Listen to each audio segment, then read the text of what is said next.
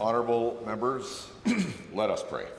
Lord, the God of righteousness and truth, grant to our King and his government, to members of the Legislative Assembly, and to all in positions of responsibility the guidance of your Spirit. May they never lead the province wrongly through love of power, desire to please, or unworthy ideals, but laying aside all private interests and prejudices, keep in mind their responsibility to seek to improve the condition of all. Amen. Honourable members, we will now be led in the singing of God Save the King by Kalina Bretan. I would invite all to participate. God save our gracious King, long live our noble King. God save the King, send him victorious, happy and glorious, long to reign over us. God save the King. Thank you. Please be seated.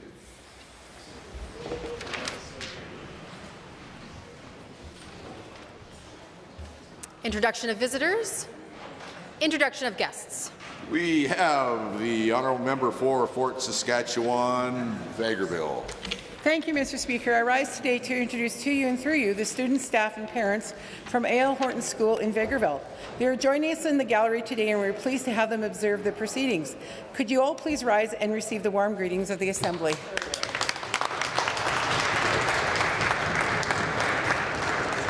The Minister of Affordability and Utilities.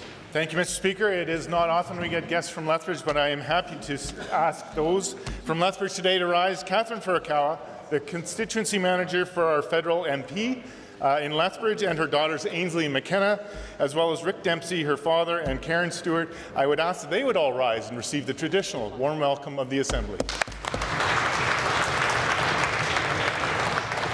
Fort Saskatchewan, Vegreville. Stood. Edmonton, Glenora. It's my honor to introduce Judy and Lena Farrug. They are both students at Ross Shepherd High School and active in the Muslim Students Association, and just really talented, awesome women, and I'm excited that they're here today. Please join me in welcoming them.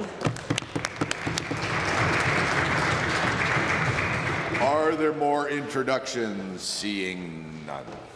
Ministerial statements. Members' statements. The member for Calgary, Edgemont.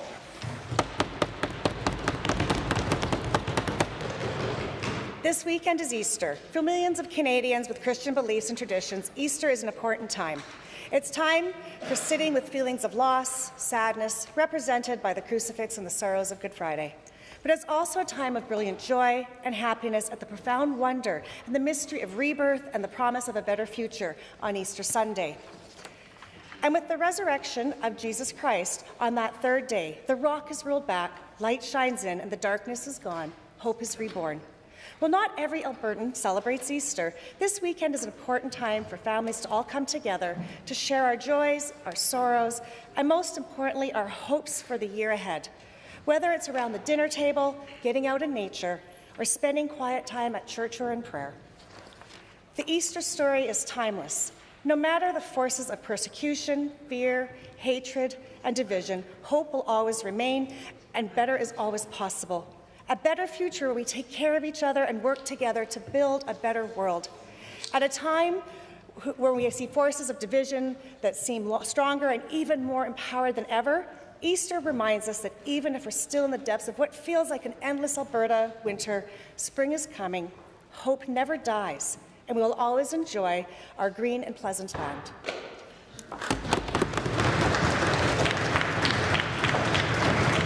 Athabasca, Barhead, West Block. Thank you, Mr. Speaker. Our government has taken an important first step in securing more control over immigration. What the official opposition refused to acknowledge is that immigration is a shared responsibility laid out clearly in Section 95 of the Constitution Act. For too long, we have allowed the federal government to mismanage immigration, leaving provinces in the dark and suffering the consequences of their bad policy. Immigration has always been and will continue to be a part of our success, but it must be sustainable, balanced, and economically focused. That is why our government introduced Bill 26, the Immigration Oversight Act. This piece of legislation will protect newcomers, strengthen trust in our immigration system, and provide important data on how much our workforce depends on foreign labour. When it comes to protecting newcomers, this means employers who hire temporary foreign workers must register with the province. Further to this, immigration consultants and foreign recruiters must be licensed. Even in Alberta, we have seen very real examples of employers and immigration consultants who abuse, exploit, and commit fraud against newcomers. This is often done through misrepresented or fraudulent job postings, paid-for job offers, or collection of unauthorized fees. These are examples of bad actors that Bill 26 aims to weed out of our system, keeping confidence in Alberta's reputation as a great place to work and call home. The truth is, these are issues that the federal government has failed to prevent with their mismanagement of immigration. On this side of the Assembly, we will not sit back while other people face abuse or exploitation. On top of this, we will not stand by while the federal government keeps on making bad decisions for immigration that impact our labour market, housing, affordability, healthcare, or education. It is time for Alberta to use its constitutional authority and take more control over immigration and ensure it aligns with our economic needs. The member for Edmonton City Centre.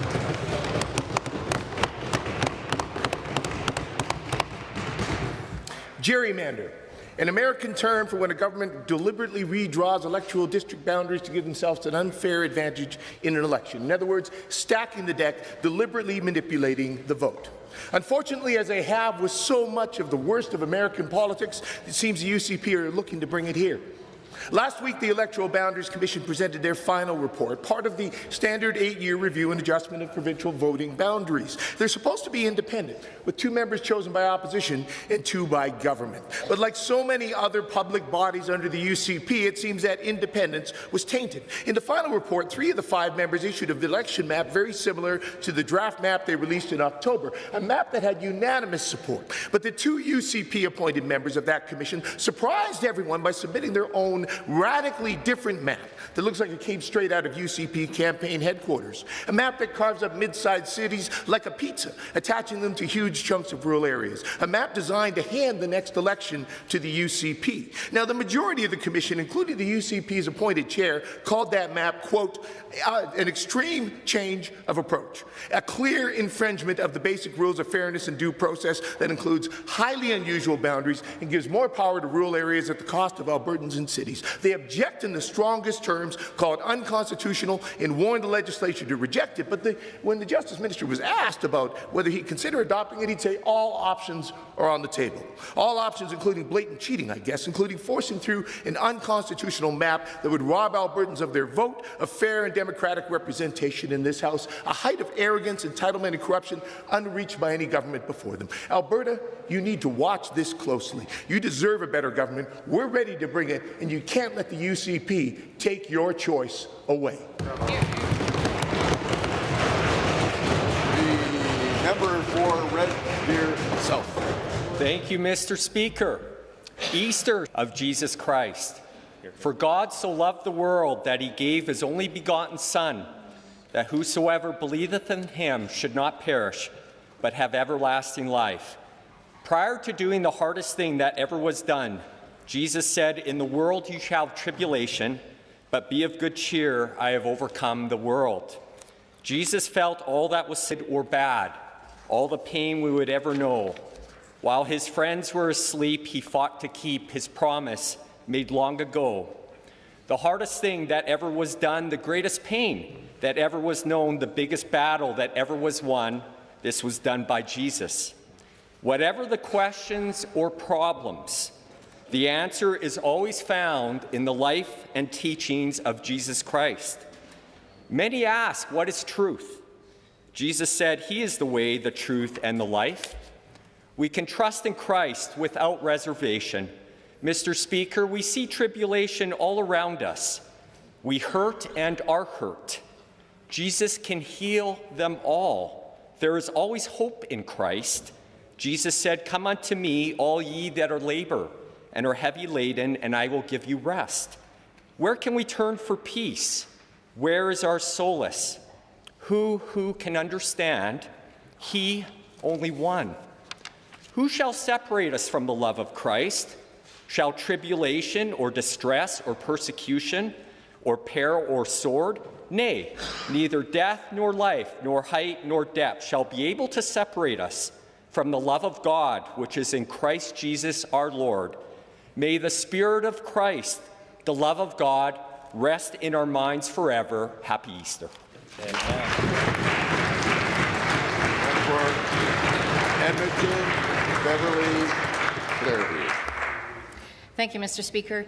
Mr. Speaker, Albertans put welcome mats in front of their doors. It means come on in. We're glad you're here and welcome to our house.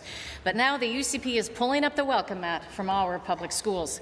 Gone are the days when schools were welcoming and inclusive places for all students, celebrating diversity and uniqueness. That's because the latest amendments to the Education Act would strip the words welcoming and diversity from it.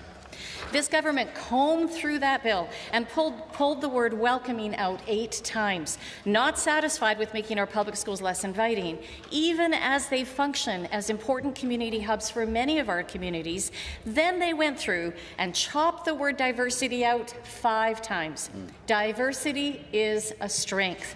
It used to say so in government policy and legislation, but I guess not anymore. Words are important, Mr. Speaker, and that's because they set the tone. And when those in charge are threatened by words like diversity, welcome, and sense of belonging, there's a problem. Because this is then about ideology and politics outside the classroom, not within.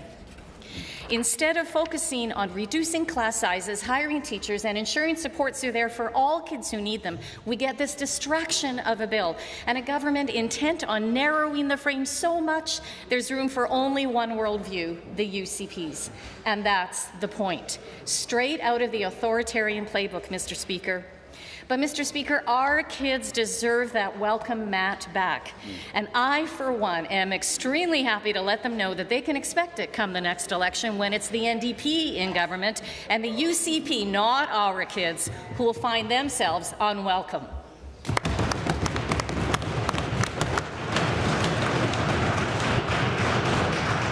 A point of order was noted at 10:09 a.m. And the next member statement belongs to the member for Edmonton, Ellerslie.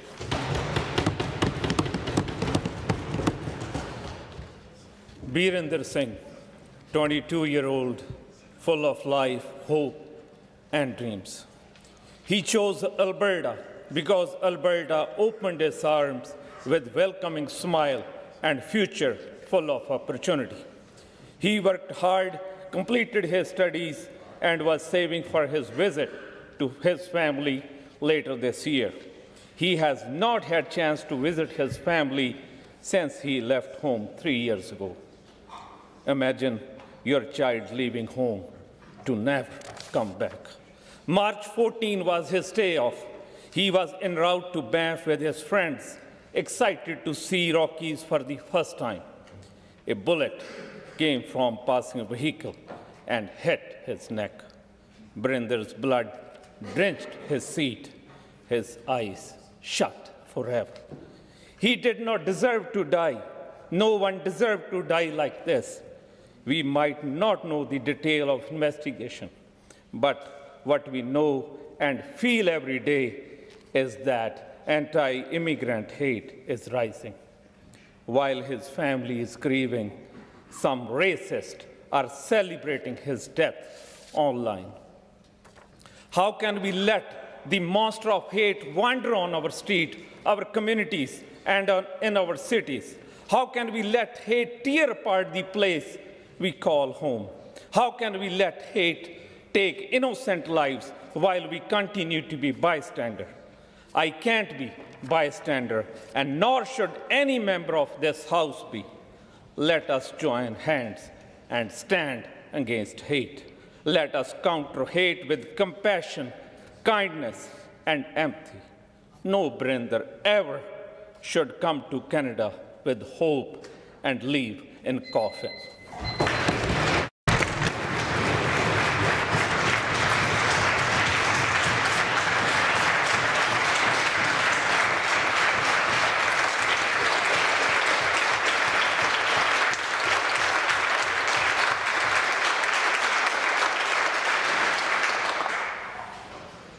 Presenting reports by standing and special committees. Presenting petitions. Notices of motions. The Honourable Minister of Jobs, Economy, Trade and Immigration.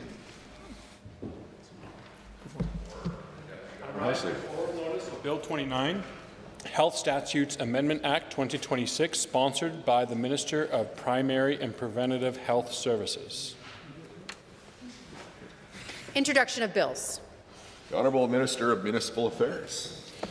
Mr. Speaker, I request leave to introduce a bill being Municipal Affairs and Housing Statutes Amendment Act 2026. The honourable members, the Minister of Municipal Affairs has moved first reading of Bill 28, Municipal Affairs and Housing Statutes Amendment Act 2026. Those in favour of the motion for first reading, please say aye. Aye. Those opposed, please say no. The ayes have it. That motion is carried. Bill 28, Municipal Affairs and Housing Statutes Amendment Act 2026 is now read a first time. Tabling returns and reports. Are there tablings? Seeing none. Tablings to the clerk. Deferred divisions. Honourable members, we are actually slightly ahead of schedule. Nonetheless, we are at oral question period, and the first question belongs to the Leader of the Official Opposition.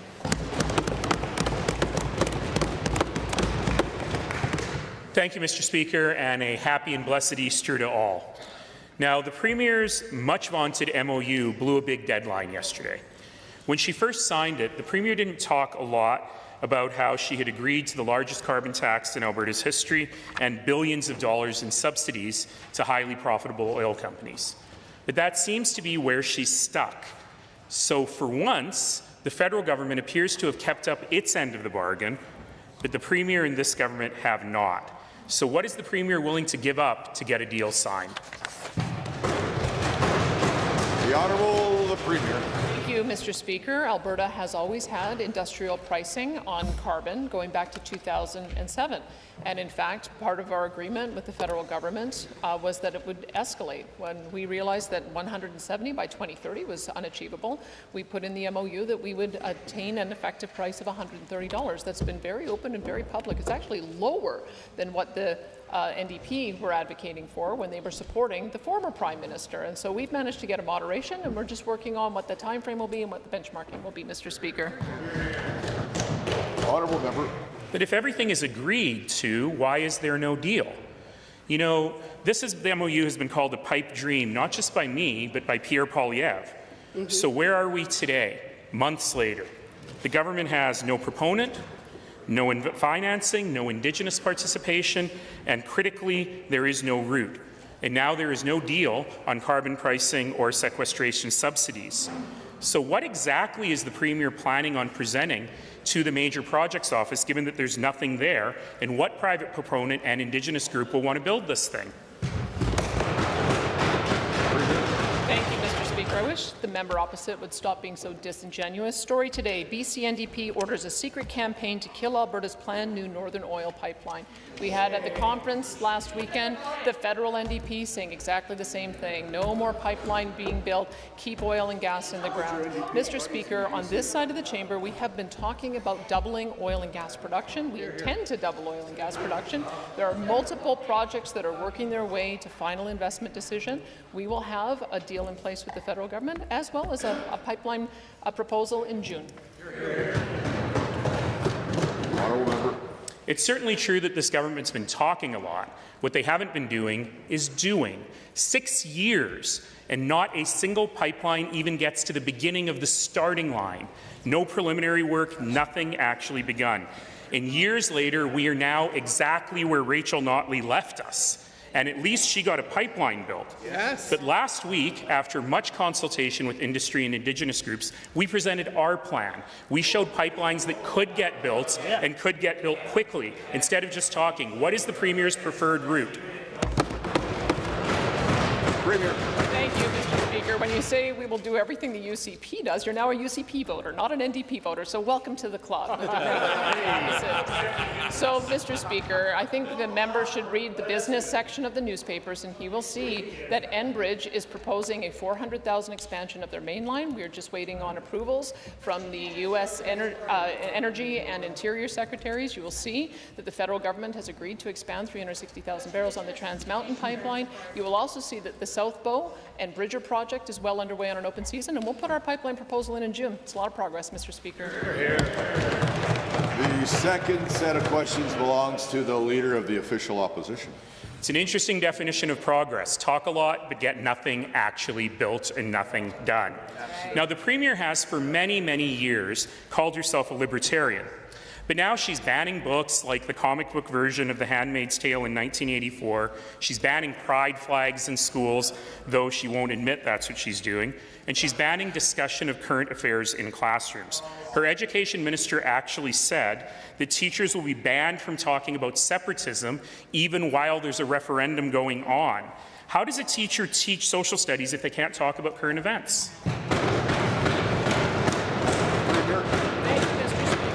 Polling has shown that 56% of respondents believe that schools should get back to the basics, use traditional methods to teach, focus on literacy and numeracy. We know that parents do not want their children to be educated to be woke social justice warriors, and that is exactly what the members opposite are advocating for. We have to get back to the basics, Mr. Speaker. Teach kids so that they are able to do critical thinking on their own, rather than the ideological thinking that sadly we have heard too often from parents when they do their complaints. And I hope that the members opposite are receiving those same complaints, because we're going in the right direction, Mr. Speaker. As an educator, I can tell you that critical thinking is precisely what we need to teach and precisely what this government doesn't want. Sometimes students need to address the complexities of the world. They need to understand there's different points of views and different opinions and engage with those. But sometimes there are things that are just true.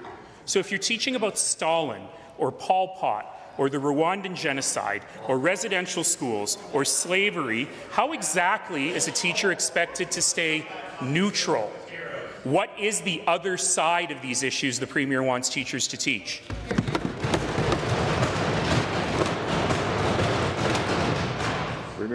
Mr. Speaker, we saw exactly what we do not want in our schools at the NDP convention last weekend. That's right. People showing their equity cards so that they could determine what intersectional definition they have to be able to bump the line so they could bump somebody else, and misnaming on pronouns. That is what has been obsessing the schools for the last 10 years. Parents want to get back to the basics, Mr. Speaker. They want their kids to read. They want their kids to be able to do math. They want them to be able to do coding. They want them to be able to do critical thinking, not critical theory, which is what they've been advocating for the last 10 years. Sometimes I wonder if the Premier listens to herself, because she just admitted that she wants to ban certain speech that she doesn't like from schools, period. That's not back to basics. That is censorship. And what we are hearing... And yesterday, the Premier gave a particularly incoherent answer even for her.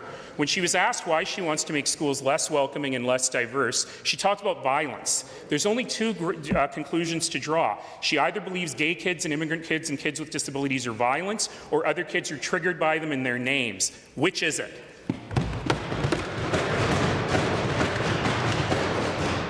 Premier. The member opposite is, of course, mischaracterizing the bill. It's very clear what the bill is trying to do. It's addressing the issues that we hear of from our complexity committee, from teachers who are frustrated that whether it's the principal or their superintendent or their trustees, no one has acted on the violence happening in the classroom, Mr. Speaker. OHS requires us to act. That's what we're going to do. And, Mr. Speaker, I thought the members opposite would be happy that we want the Canadian flag to be displayed in schools, the Alberta flag to be displayed in schools, the Canadian anthem to be sung every week. We want our kids to be patriotic, Mr. Speaker.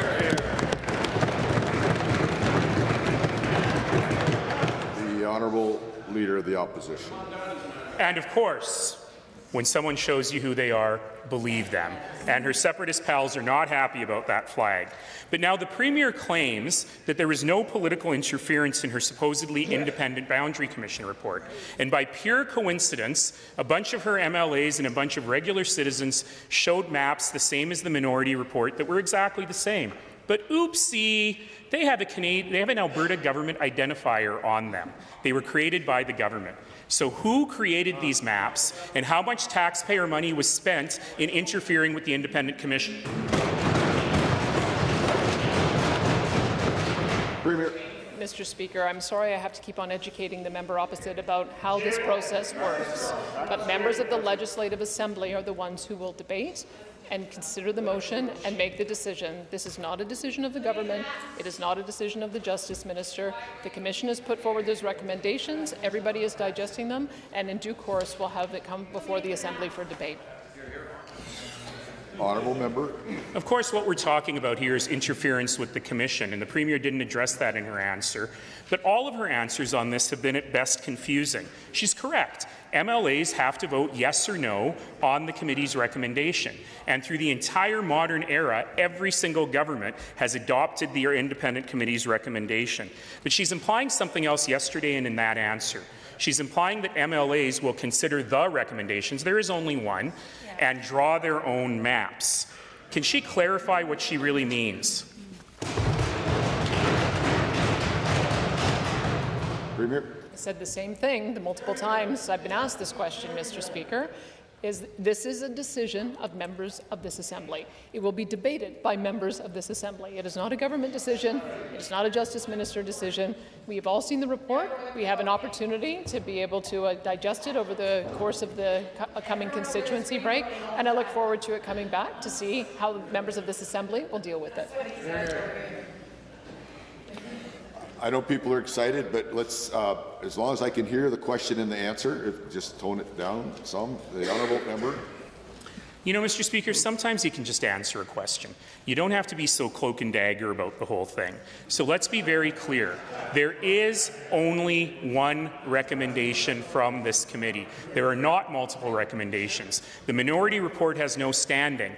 And that letter from the judge at the very end, he admits was a Hail Mary because he thought the government was going to interfere with the Independent Commission's recommendation, because he was worried that the government was going to cheat and rig. So the Premier can put this to bed, and I promise to never ask again if she simply says, will the one recommendation come before this House? Mr. Speaker, members of the Legislative Assembly will decide the path forward. The next order. The next set of questions belongs to the honourable member for Edmonton Mill Woods.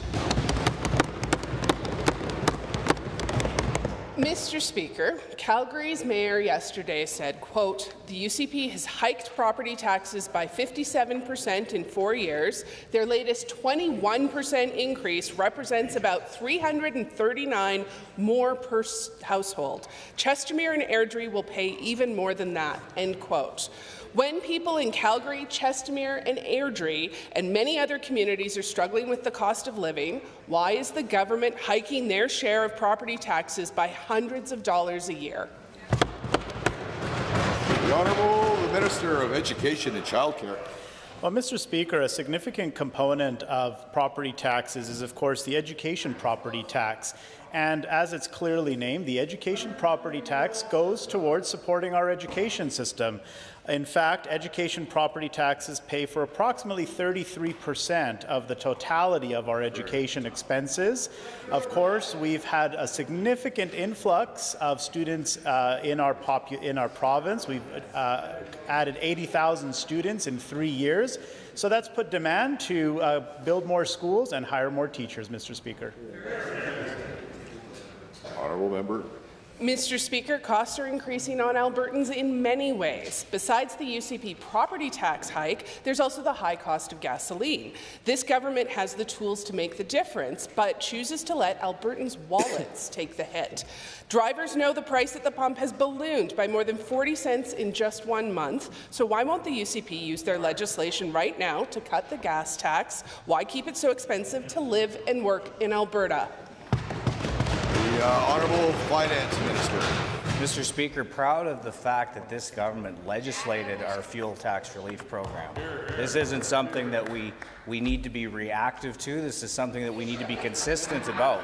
There's a strong rationale for our program. As the price of oil goes up and more royalties are brought in by the province, we give relief to Albertans. There's a long monitoring period within the quarter because the tax can only be taken off at the quarter. You know, I think this is something that other jurisdictions may want to look at, including the federal government. And we just remind everybody, 17 cents a litre was the carbon tax that you legitimized in this House. The next question belongs to Edmonton Millwoods. Mr. Speaker, I just heard the Finance Minister speak on their policy on affordability. Quote, this isn't something we need to be reactive to. That's what we've been seeing, with no reaction at all, with multiple cost increases across the board. Yesterday, MLAs got an automatic annual pay hike. This is something that will help MLAs afford Alberta, but it's something the UCP brought in. Their changes are the reason it's happening. Meanwhile, Alberta's minimum wage has been frozen the entire time the UCP has been in power. Why the double standard? The Honourable Minister of Finance. Mr. Speaker, listen to the way they formulate these questions and think about what we've heard in this House over the last month. Oh, we don't like the deficit. Oh, you're spending too much. Oh, you're also not spending enough. Think about what you are saying in this place. What we have done is we've brought consistency to the spending line in this province, keeping it below population plus inflation. Every province in this country has tabled the deficit. Think about what you're asking us to do. Are we going to borrow money on behalf of Albertans, or are we going to have thoughtful programs? Okay, we're at the point with no preambles on the supplementaries, and the next question belongs to Edmonton Northwest. Thank you, Mr. Speaker. Alberta separatists, with a leg up from the UCP, claim that they have the signatures needed to hold a referendum taking Alberta out of Canada. But hundreds of thousands of Albertans have already signed a petition calling for Alberta to forever be part of Canada. The UCP will drape themselves in the Canadian flag when it's politically convenient, but it's all talk and no action. Why is this Premier always on speed dial for the rules whenever the separatists want to bail out, but for the majority of Albertans who want to stay in Canada, it's radio silence? The Honourable, the Government House Leader. Mr. Speaker, I would argue that this is the most receptive and responsive Premier in the history of this province, who has made a specific point of creating a process by which Albertans can put forth a petition on issues that matter most to them. One, of course, that's very important is where we are seen in Confederation and getting a fair deal for Alberta. Mr. Speaker, our Premier has led the charge making sure Alberta is a fair partner in this province. We believe that Canada can work, and we're going to continue to fight for this province within Confederation. I heard the question last time. The answer is a little more difficult. Let's hear both this time. Go ahead, Honourable Member. Well, given that this UCP claims to love Canada, but won't kick out the separatist MLA for Red Deer South, and given that the government rewrote the law not once, not twice, but 3 times to remove obstacles for a separation referendum, given that this Premier is leaving hundreds of thousands of Albertans who signed the Forever Canada petition on red, why don't the Premier just admit that this is a separatist party and a separatist government? Yes. Honourable House Leader from the Government. Mr. Speaker, the opposition just sounds ridiculous at this point in time. They're screaming into the wind, and it's a strong Alberta wind here, Mr. Speaker, but I can tell you they are so off base. We have said multiple times, we believe that Canada can work. We believe in a united Canada, with Alberta being respected within Confederation, making sure that our sovereignty is understood as one that's going to fight for our investment, to get our products to international markets, and to make sure that we're continuing to attract new jobs in this province, Mr. Speaker, and 85,000 of them over the last year. Alberta is winning. Why won't they get on board? Yeah. Well, I heard the question and the answer last time. Good work, folks. Let's keep that up. Go ahead. Well, given this Premier was booed by her own party members for not being quite separatist enough, And given that the Premier's Parliamentary Secretary for Constitutional Affairs has expressed his own public support for the separation referendum, given that the separatist Alberta Prosperity Project is led by a UCP constituency president, will the Premier finally admit that the separatist tail is wagging the dog, or will she really divide Canada just to keep her caucus together? The Honourable the Government House Leader. Mr. Speaker, I can understand the frustration of the members opposite. Because it's the party opposite that just had to endure a weekend where there was a complete circus in Winnipeg, which is their leadership race, where you saw people showing equity cards to determine if they were valuable enough to get to the microphone, Mr. Speaker. That. You asked the question. You might want to hear the answer. Go ahead, Government House. Thank you, Mr. Speaker. The truth hurts. That is the absurdity of the national, provincial NDP parties, Mr. Speaker. They are one and the same. Abby Lewis is the member opposite's new boss, and he better get used to it. The next question belongs to the member for Cypress Medicine Hat. Thank you, Mr. Speaker. Alberta's government has introduced Bill 26, the Immigration Oversight Act. This much-needed legislation comes following years of mismanagement by the federal government, resulting in unstable population growth, abuse, and Canadians losing trust in our immigration system. As we know, the immigration system is meant to strengthen our country and province and to address issues such as labour shortages. To the Minister of Jobs, Economy, Trade and Immigration, how does Bill 26 increase Alberta's control over immigration, support immigrants and grow our economy? The Honourable Government House Leader. Well, thank you, Mr. Speaker. Alberta has always been and will always continue to be a place that welcomes newcomers. Immigration is an important part of the fabric of our province, but we also introduced Bill 26, the Immigration Oversight Act, to make sure that we have more provincial control over immigration. It's in my mandate letter. The pressures put on our province by poor management from the federal government have made things like finding physicians, healthcare, and education very difficult. That's why we're taking real concrete action to defend Alberta's best interests, create jobs, and address the labour market shortages. Honourable member. Thank you, Mr. Speaker. Given the federal government continues to fail in protecting newcomers from bad actors such as fraudulent employers and immigration consultants who take advantage of temporary foreign workers, sometimes charging fraudulent fees or demanding payment for job postings, as brought forward by constituents in my riding, and given that this degrades trust in our system and damages Alberta's reputation as a great place to work and call home, to the same minister, how does the Immigration Oversight Act protect newcomers and restore trust in our immigration system? The Honourable Immigration Minister. Thank you, Mr. Speaker. Right here in Alberta, we have seen several very real cases of exploitation of temporary foreign workers, and it's abhorrent. That is why Bill 26 protects workers by weeding out the bad actors and brings temporary foreign worker program back in line with the spirit and its intent. Mr. Speaker, provincial oversight will create a framework for the province to crack down on fraud and exploitation, enable faster enforcement through stronger penalties and compliance tools, and of course, Mr. Speaker, increase transparency in the hiring process, making sure it's done properly. Honourable member.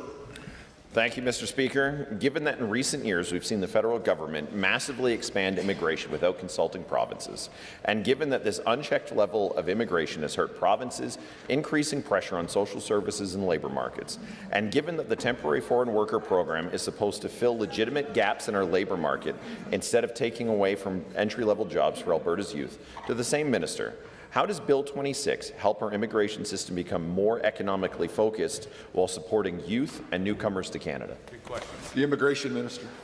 Thank you, Mr. Speaker. Alberta is booming. 85,000 jobs over the last year. We're leading the charge, Mr. Speaker, but we also understand that some of the employees we need right now are not here. And that's why we must go out of country to find those, and that means we have to create a process to ensure that it's done transparently and fair. Mr. Speaker, we're doing this by licensing and registering organizations and businesses involved in the immigration system, and we'll have more access to real-time data industries who rely on immigration, Mr. Speaker. This is about restoring trust, protecting workers, and making sure we know what's going on in Alberta. The next question belongs to the member for Edmonton Decore.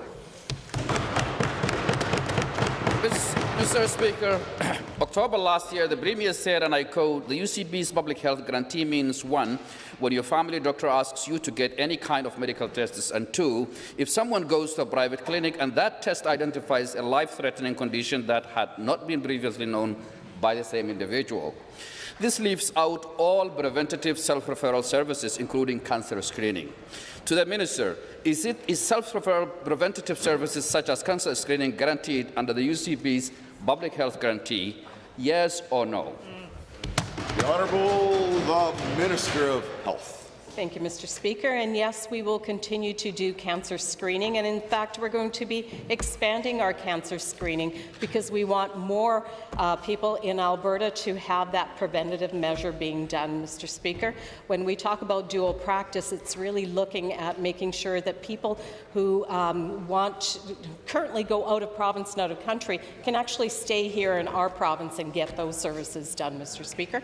Looking forward to bringing more information on that as we go through the process of developing the regulations for it. Hear, hear.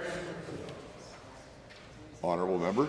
Given that the Minister said in October last year, and I quote, "If there is preventative test you wish to purchase, you will be able to entirely do that in Alberta.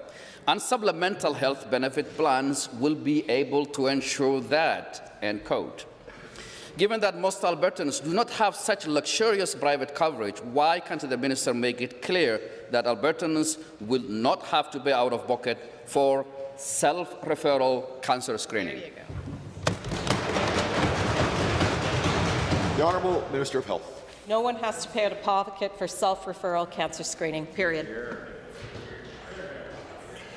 Honourable member. The Minister said in October last, and I quote again, "This allows the private sector to acquire and build billions of dollars worth of diagnostic equipment and infrastructure right here," end quote. Given this government has a record costly lab privatization, why wouldn't this Moorish government be transparent about its privatization plan that they keep hiding from Albertans?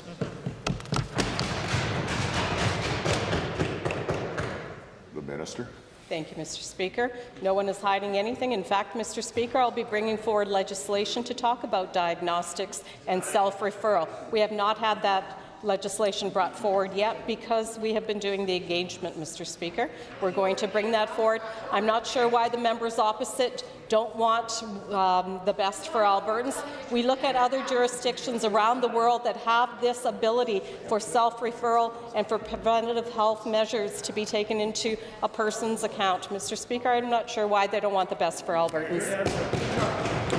The next question belongs to the Honourable Member for Calgary-Klein.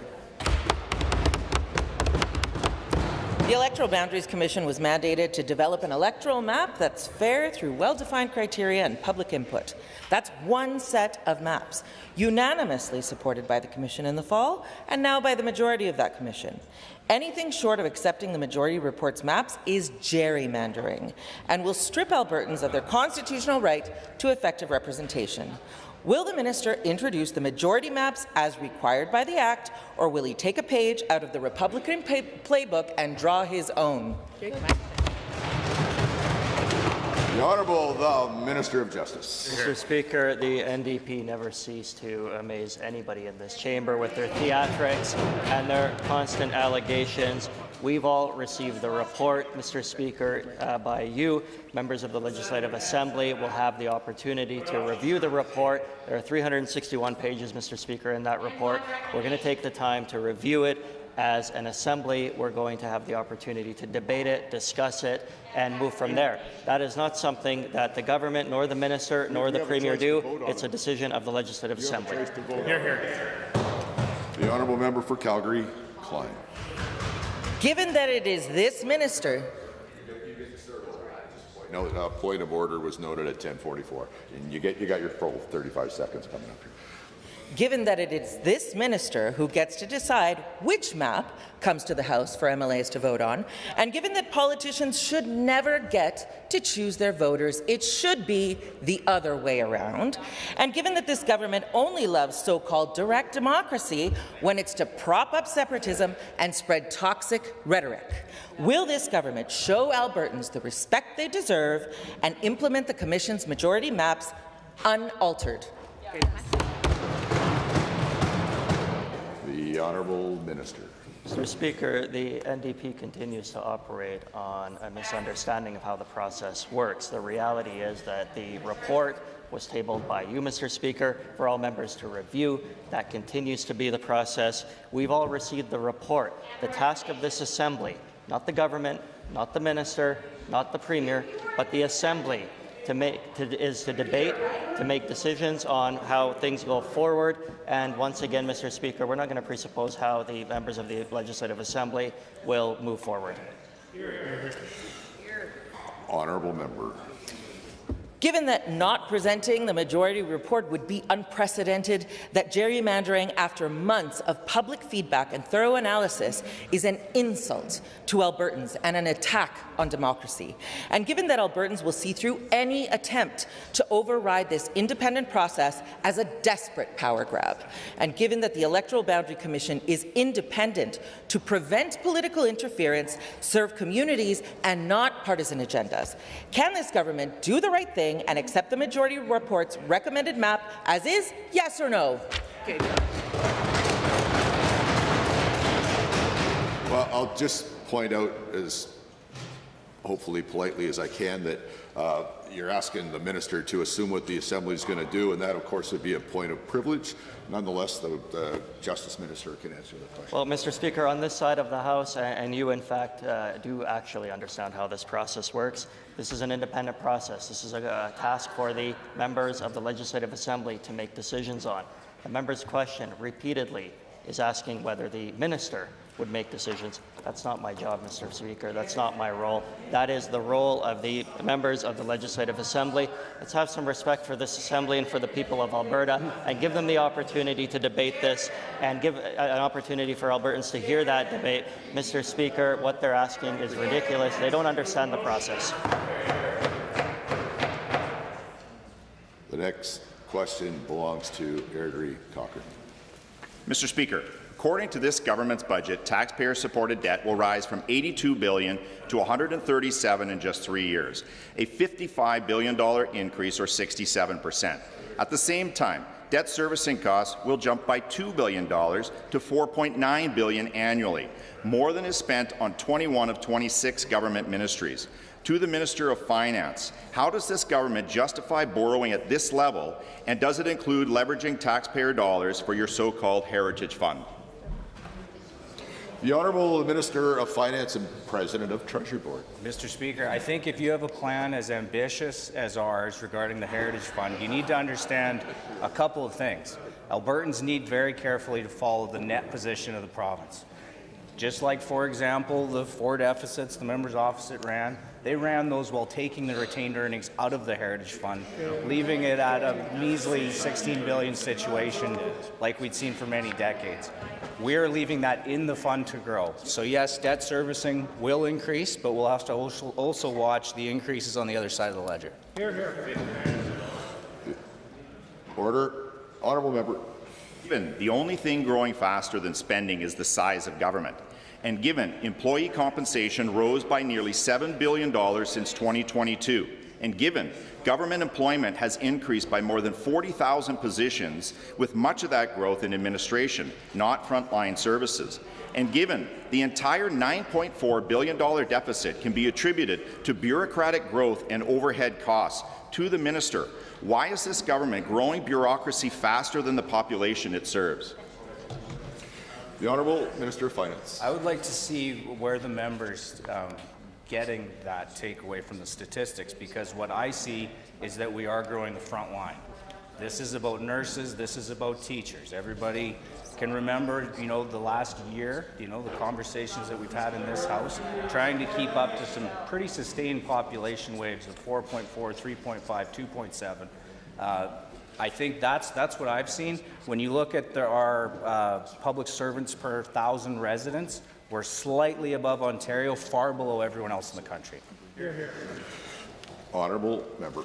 Given spending is up 30% in just 4 years, revenue flat, and given bureaucracy grew by 30%, and given this has driven a $14 billion deficit swing, and given This government broke its own fiscal rules, then rewrote the baseline to make it look compliant.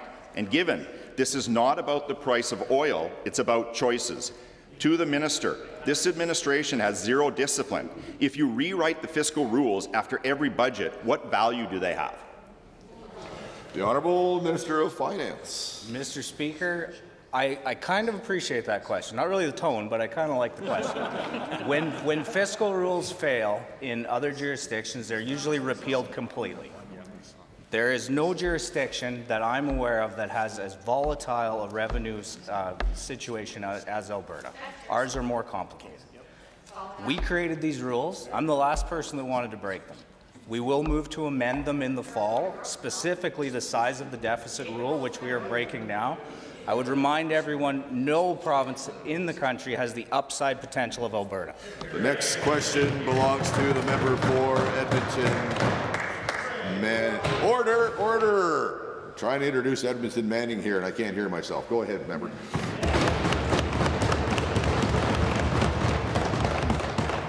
Mr. Speaker, the way this government is attempting to offer support to Albertans during this affordability crisis is disrespectful. Last week, the UCP unveiled a website, Affordable Advice for Life, featuring resources for students in post-secondary education. Some of those brilliant tips included find affordable apartments, look at the price of food, buy things on sale, and empower yourself with online resources. Does this government really think that young people in Alberta don't know how to use the internet? And why not offer something useful like, I don't know, an increase to the minimum wage? Yes. The Honourable Minister of Affordability and Utilities. Thank you, Mr. Speaker. The Affordable Advice for Life website is not meant for people making over $125,000 like many of the members, if not all of the members in this chamber. It is meant for people who are struggling with affordability, people with disabilities, people who are transitioning from foster care into adulthood, and newcomers to our communities. And you know who writes all those pieces of advice? It's not the government. It's not my department, and it's certainly not me. We asked Alberta-based nonprofits what they would do to help those who are struggling with affordability. So the disrespect by the NDP to those who need it most is shameful. The Honourable Member for Edmonton, and I'm having a brain cramp here. Honourable Member. Thank you, Mr. Speaker. Given that many young people in this province are feeling sidelined by this government's distraction towards anything but improving the cost of living, given that Albertans cannot offer young adults the same chance to own a home like their parents and their grandparents had, and given that young Albertans are not rolling in dough to pay for private jets or fancy carpets, but are instead struggling just to pay rent, buy groceries, gas, and student loans, why is this government failing to take any meaningful action on affordability, and will the minister admit that his youth employment strategy just isn't working? The Honourable Minister of Jobs. Well, Mr. Speaker, I would probably think the member's mischaracterizing 8,700 young Albertans gaining employment, the hiring incentive, as not creating jobs. We're helping businesses to de-risk hiring youth and making real investments. That's why Budget 26-27 is investing another $20 million, Mr. Speaker, into making sure we're investing in youth so they can get the first work experience that is so crucial along their employment path. Edmonton Manning. Thank you, Mr. Speaker. Given that youth unemployment rate remains at 14%, higher than when the NDP was in government, and tens of thousands of young people are discouraged in this job market, given that many young people are being told to work harder, be patient, while they struggle to gain a foothold in an economy that is leaving them behind, and given that we've asked this government to increase minimum wage, pause the gas tax, and cut costs of car insurance with zero response. Is this government really surprised when young people tell us that that job creation strategy just isn't working for them? The Minister of Jobs. Mr. Speaker, youth unemployment higher than the NDP. That's because when they were in government, they tried to kick everybody out of the province and tell them to go somewhere else. Mr. Speaker, no plan across the aisle, Mr. Speaker. That's what we have, the youth hiring incentive. We're adding another $20 million to supporting youth. We've attracted and created 85,000 new jobs over the last year, Mr. Speaker. The second place on that list is Saskatchewan at 9,000. Those numbers speak for themselves. Alberta is winning. The members opposite only know what it takes to lose. That's why they're on that side of the House, the losing caucus. The next order. The next question belongs to the member for Vermilion, Lloydminster, Wainwright. Thank you, Mr. Speaker. Fossil fuels have played a crucial role in the development and sustenance of modern society for over a century. The energy provided by these resources supports Alberta communities, families, and industry reliably and efficiently. Oil, natural gas, and coal have played a key role in the prosperity of our province. To the Minister of Energy and Minerals, how can the government better highlight the historical contributions of fossil fuels in Alberta's successful energy sector?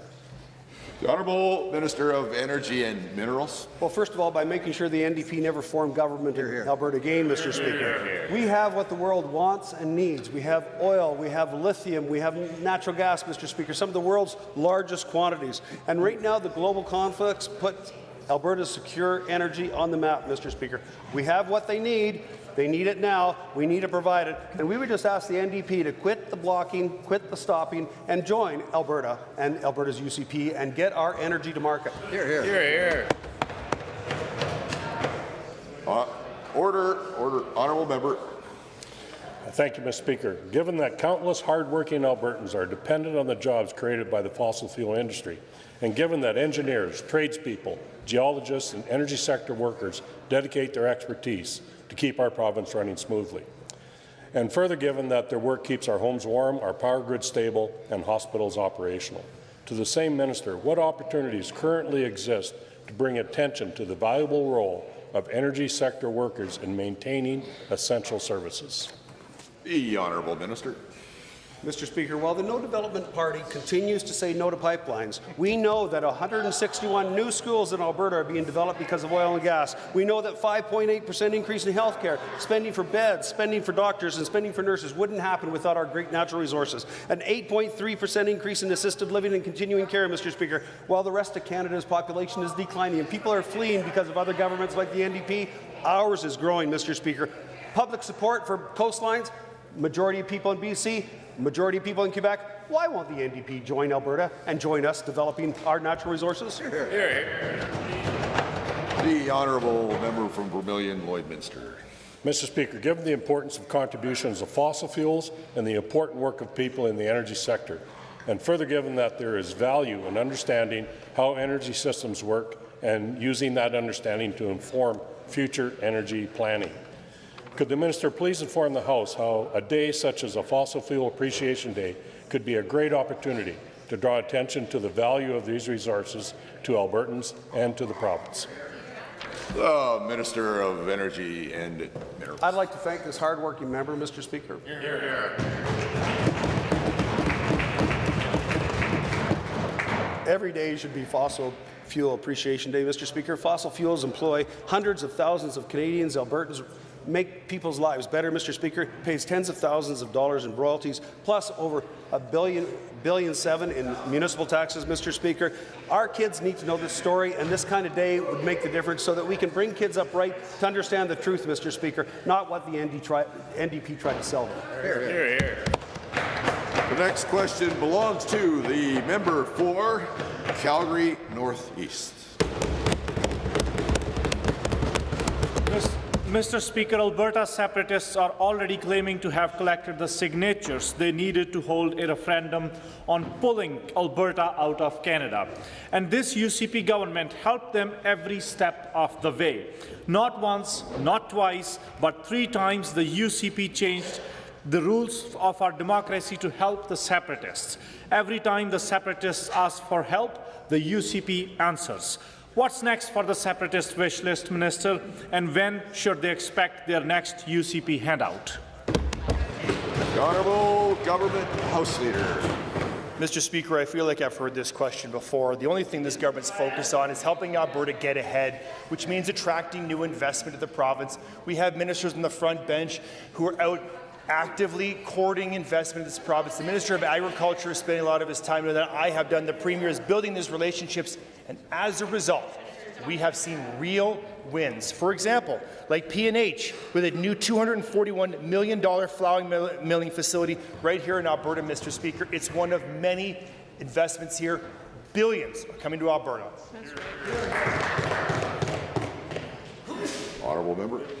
Given that my constituency of Calgary Northeast is one of the most diverse in Alberta, and given that thousands of my constituents have fulfilled their dreams by moving to Canada to live here in Alberta, and given that separatist Alberta Prosperity Project is calling for an independent Alberta to deport thousands of people who came here legally since 2015, will the minister denounce separatism and reject the separatist agenda to deport thousands of hardworking Albertans? Honourable Minister of Immigration. Mr. Speaker, what I will denounce is the way the NDP continues to characterize the government's approach to direct consultation with Albertans. But what I can also say is we are continually engaged with the federal government on matters of great importance for the province, like getting our products to international markets with the new MOU the Premier has signed with the federal government, or myself, who's working with the feds on attracting more defence spending, Mr. Speaker, in places like the Cold Lake in Alberta. The member from that area has done tremendous work attracting and promoting that area, and we're going to keep working to get that investment right here into the province. Calgary Northeast.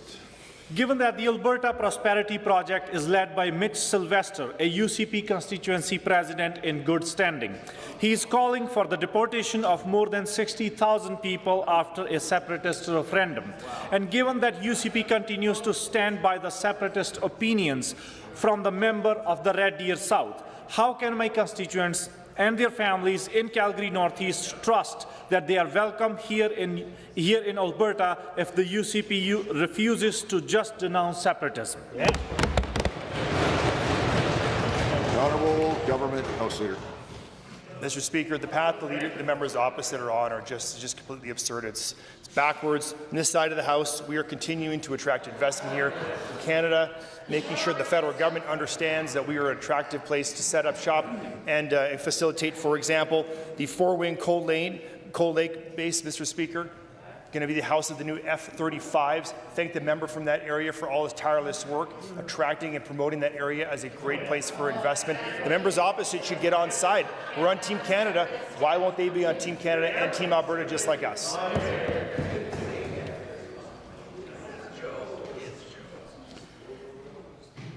Let's hear the question and the answer. And the question comes from the member for Calgary Buffalo. Mr. Speaker, thank you. This UCP government loves nothing more than flooding the zone to distract from their everyday grift and corruption. It's a trick they learned from the Premier's boss, President Donald Trump. Instead of working to make life more affordable, they waste time tampering with the judicial process, fighting endless culture wars, and trying to gerrymander electoral boundaries. Their hope, of course, is that Albertans won't notice. So once again, when will the Premier stop protecting her government's #1 business partner, Sam Marash, and finally call a public inquiry into corruption in our province? The Honourable Minister of Justice and Keeper of the Great Seal. Well, thank you very much, Mr. Speaker. As everybody in this Assembly knows, there are many independent officers looking at this. We know that an RCMP investigation is ongoing. We know that Judge Wyant's report was comprehensive and provided us with insight as to what needs to be done better. We know that this is a procurement issue with AHS, and the Premier has taken immediate steps to rectify those by implementing the 18 recommendations in Judge Wyant's report. We think that we are continuing to move forward in a productive and positive way. We'll continue to address the issues as they come. Calgary, Buffalo. Given that this government just dropped a budget with no path to balance that blows a boom in a boom, and given they're raising taxes on homeowners and cutting benefits for seniors and those with disabilities, and given that the healthcare system remains a mess despite the government's 1,200+ days of rearranging an org chart, to anyone on the government side, aside from the $280,000 the Premier spent on a fancy new red carpet, when will the pretense that this budget actually helps Albertans, average Albertans, be dropped?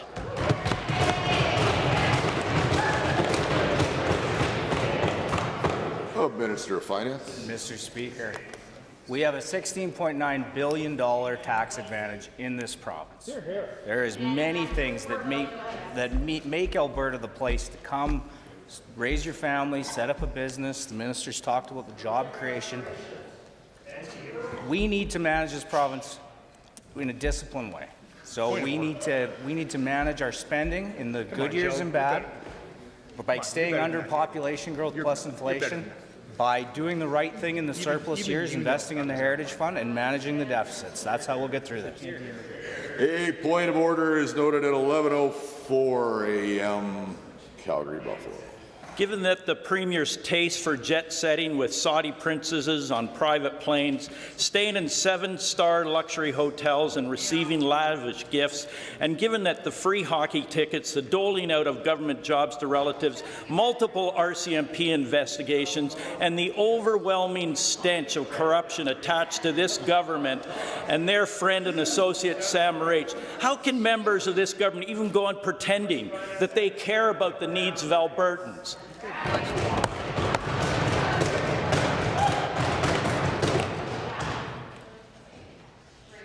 Or only the Honourable Government House Leader. Mr. Speaker, insulting other governments is not a really good form of foreign policy. But what I can tell you is what the member didn't talk about was the Leader of the Opposition's 5-day all-expenses trip paid to China by the World Economic Forum. How about another trip by the World Economic Forum to Davos, 2013, 14, and 16? Or how about an all-expenses-paid trip to Bellagio, Italy, paid for by the Rockefeller Foundation, Mr. Speaker? Mr. Speaker, talk about lavish trips, some of the most economic, wealthy organizations in the world. What are they talking about, Mr. Speaker? They don't know. The Honourable Member for Leduc-Beaumont.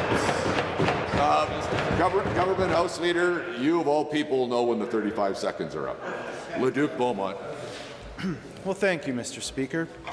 Albertans are raising concerns about the federal government's restrictions on nicotine pouches and how it's changing where and how these products are being sold across the province. It's important to know whether these changes are having unintended consequences when it comes to access, oversight, and exposure. Can the Minister of Service Alberta and Red Tape Reduction please explain what impacts he has seen and what that means for protecting our youth? Zin, zin, zin.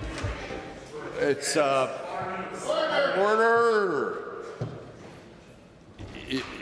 I know both sides. I get it, both sides, and private members try and answer their question, and that's when they get to do stuff here, and they need to be respected a little bit and be able to do that. Go ahead, Honourable. Thank you, Mr. Speaker. NDP best friend and spiritual advisor Justin Trudeau thought it would be appropriate to take a smoking cessation product and lock it up behind a counter in pharmacies. Mr. Speaker, this has been detrimental to our youth. There's no longer a healthy, accessible, regulated market. There is now a fast-growing black market. I know we're getting close to a week away from here, but we need to finish this with a little bit of class and decorum. Minister, finish your answer there. Thank you, Mr. Speaker. There's no longer a healthy, accessible, regulated market. There is now a fast-growing black market selling nicotine pouches without any ID checks. Our youth can find nicotine pouches online in a matter of seconds, and they have it shipped to their door the next day, Mr. Speaker. Honourable Member. Well, thank you, Mr. Speaker, and to the Minister. Given that Alberta has a well-regulated retail system where age verification is enforced and responsible retailers follow the rules, and given that these federal restrictions are changing how these products are accessed, and further given that fewer legal options can push buyers elsewhere, can the same minister please explain how this inconsistency is affecting efforts to keep nicotine products out of the hands of young and vulnerable Albertans? Good question. Minister. Thank you, Mr. Speaker. Only the NDP and the progressive left would make something more difficult for adults to buy and easier for kids to get their hands on. But that's exactly what they've done, Mr. Speaker. Any store that sells nicotine pouches is held to the highest standards, and they must check IDs. We have inspectors that go store to store, and they check to see if the retailers are playing by the rules. This is the age gating that we've had in place for decades, Mr. Speaker. What? Nobody has control over the black market, and we need to shut it down. Hear, hear.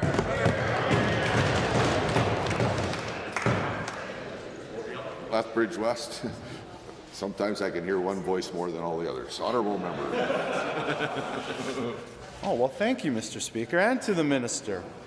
Given that Albertans expect common sense rules that protect kids while keeping products in accountable, regulated environments, and given the concerns that current federal policies are creating an illegal black market that is more difficult to control and monitor, will the same minister please tell this Assembly his one message to the federal government when it comes to fixing this approach and better protecting our youth? Good question. Mr. Speaker. Oh, no, I would actually just thank you. Thank you for recognizing that. The minister. Mr. Speaker, what the federal government must do to stamp out the black market is simple. They need to free the Zonic, they need to free the Zin, and they need to free the Velo. Let an expansive, accountable, regulated market exist in convenience stores, gas stations, and much more, Mr. Speaker.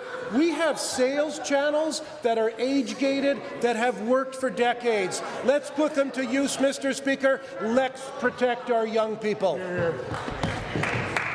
Well, honourable members, in 30 seconds, we will continue with the daily routine.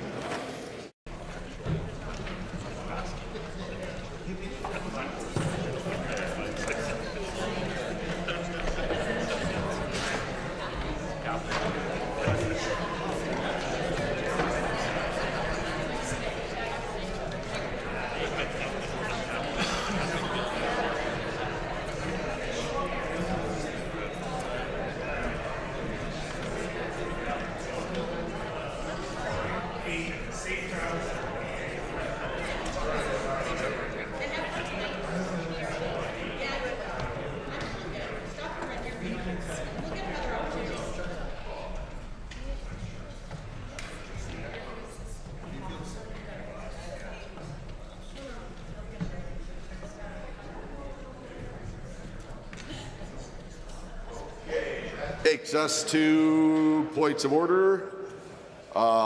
First point of order was at 10:09 a.m. roughly, and I think it was called by somebody on the government side, the government House Leader. Yes, Mr. Speaker. At the time noted, the member statement was being given by the member from Edmonton City Centre. And the lines of my unofficial records say that when the Justice Minister was asked if he'd consider adopting it, he said all options on the table, all options including blatant cheating. Mr. Speaker, this is a ridiculous assertion from the member from Edmonton City Centre. And I just heard the member from Edmonton Rutherford say, is it though? Now, I know you can't triple stamp a double stamp and you can't do a point of order, but that member needs to show some better decorum. That member needs to better understand how this chamber works. That member needs to understand that there's respect for this chamber. Respect for members in this chamber. It is ridiculous that this is happening while I'm up here talking about a member in good standing of this chamber being accused of cheating and then reaffirmed by another member. It's ridiculous. Absolutely ridiculous, Mr. Speaker. The member needs to apologize, not the member's first day from Edmonton City Centre in this chamber. Under 23 HI&J, this has clearly caused disruption in this chamber. It's out of order. It's language that is abusive, and it definitely infers false motives. We're talking about the Honourable Minister of Justice and the Keeper of the Great Seal. To accuse him of being a cheater is totally unparliamentary and beyond the pale, Mr. Speaker. I believe it's a point of order, but I'll leave it in your hands. Opposition House Leader. Mr. Speaker, this is not a point of order. I disagree with the government House Leader, and I think that the only out-of-order behaviour that we have here is the government House Leader's inability to emotionally regulate himself and trying to chastise my members and continue debate and make accusations every time he rises on a point of order. It is frustrating. And I will now speak to the point of order because he's wrong in his facts, Mr. Speaker. I believe that he raised a point of order under 23 HI&J. He is worried about an individual member being questioned in their integrity. Mr. Speaker, I do not have the benefit of the blues. but what I have from the member's statement, what I believe he said was, they object in the strongest terms, call it unconstitutional, and warn the legislature against its adoption. But when the Justice Minister was asked if he'd consider adopting it, he said, all options are on the table. All options, including blatant cheating, I guess. We are talking about government policy and decisions to be made and what a government will do as well. He says, I guess. He says, maybe. He adds in a bit of a qualifier, Mr. Speaker, something that has been very important in this House as recently as yesterday, as you were ruling on points of order. So I think that this is important. Now, the word cheat and cheating, the government is obviously very sensitive to. I would say it's very similar to gerrymandering, something that the government is being accused of doing. And so I checked our records, Mr. Speaker, as to whether the word cheat or cheating has been ruled unparliamentary in the past. On March 24th in 2022, it was ruled out because it was a remark that questioned a member's integrity. I will argue to you, Mr. Speaker, that's not the situation here, because we are talking about a government policy and decisions being on the table, not an individual member. On May 28th, 2019, the Speaker did not find a point of order when cheat and cheating was used, did refer to it as being unparliamentary in certain circumstances and issued a caution. Again, not found a point of order because it was speaking about a collective. And finally, Beauchene 64, which uses the word cheat in that language, is very specifically talking about attacks on individual members. So, Mr. Speaker, my case that this is not a point of order rules on the fact that the member from Edmonton City Centre at no time accused the Minister of Justice. But we are talking about government policy and decisions the government will make. And to be very clear, the government chooses what legislation they bring forward into this House. And that choice has many implications for Albertans and for the decisions of this legislature. And the minister talking about the government having all options on the table leaves a lot of questions for Albertans and for the official opposition. I appreciate that the government House Leader was very enthusiastic in calling this a point of order, but I submit to you, Mr. Speaker, it is not. And just because the government House Leader hits the roof, that should not be the measure of how we behave in this place. This is not a point of order. We were not accusing an individual member of anything. The word cheat and cheating has been used in this House last on 2022, in 2019, when it was not found to be a point of order. I don't believe it's a point of order, and I look forward to your ruling, Mr. Speaker. Well, for those watching at home, there was an example of two over-the-top point of order arguments. Yeah, both sides. Let me read what's in the blues here. When the Justice Minister was, this is what the member from Edmonton City Centre said. When the Justice Minister was asked about whether he'd consider adopting it, he'd say that all options are on the table. Not they'd say, not the government would say, not the other side would say, but it says he'd say that all options are on the table, all options including blatant cheating, I guess. And yes, the use of the phrase, I guess, was intended to soften it, which is something. Doesn't change the fact that this was not an accusation about cheating against the other side, but rather against an individual member, according to what's here in the blues. So essentially suggesting that the Justice Minister, he'd say, would consider the options including cheating. I don't think I guess makes it enough better. That's a clear point of order, which does require an apology and a withdrawal. Thank you, Mr. Speaker. I apologize and withdraw for any implication that the minister, as opposed to the government, would be considering an option. Just the apology and qualifying the apology and withdrawal isn't what we do here. Just apologize and withdraw, please. Certainly, Mr. Speaker. I apologize and withdraw. Thank you.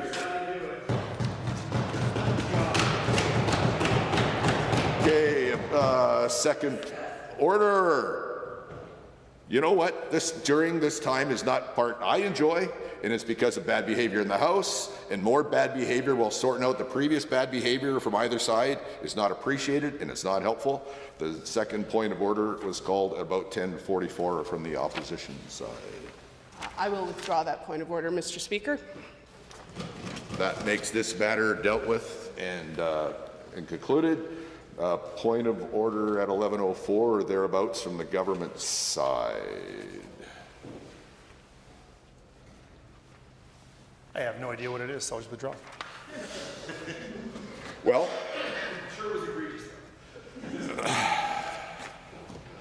well, okay, thank you. That's that actually disposes of the points of order, and that takes us to orders of the day. Government bills and orders for second reading. Bill 24, Alberta Whiskey Act. Honourable Mr. Nally.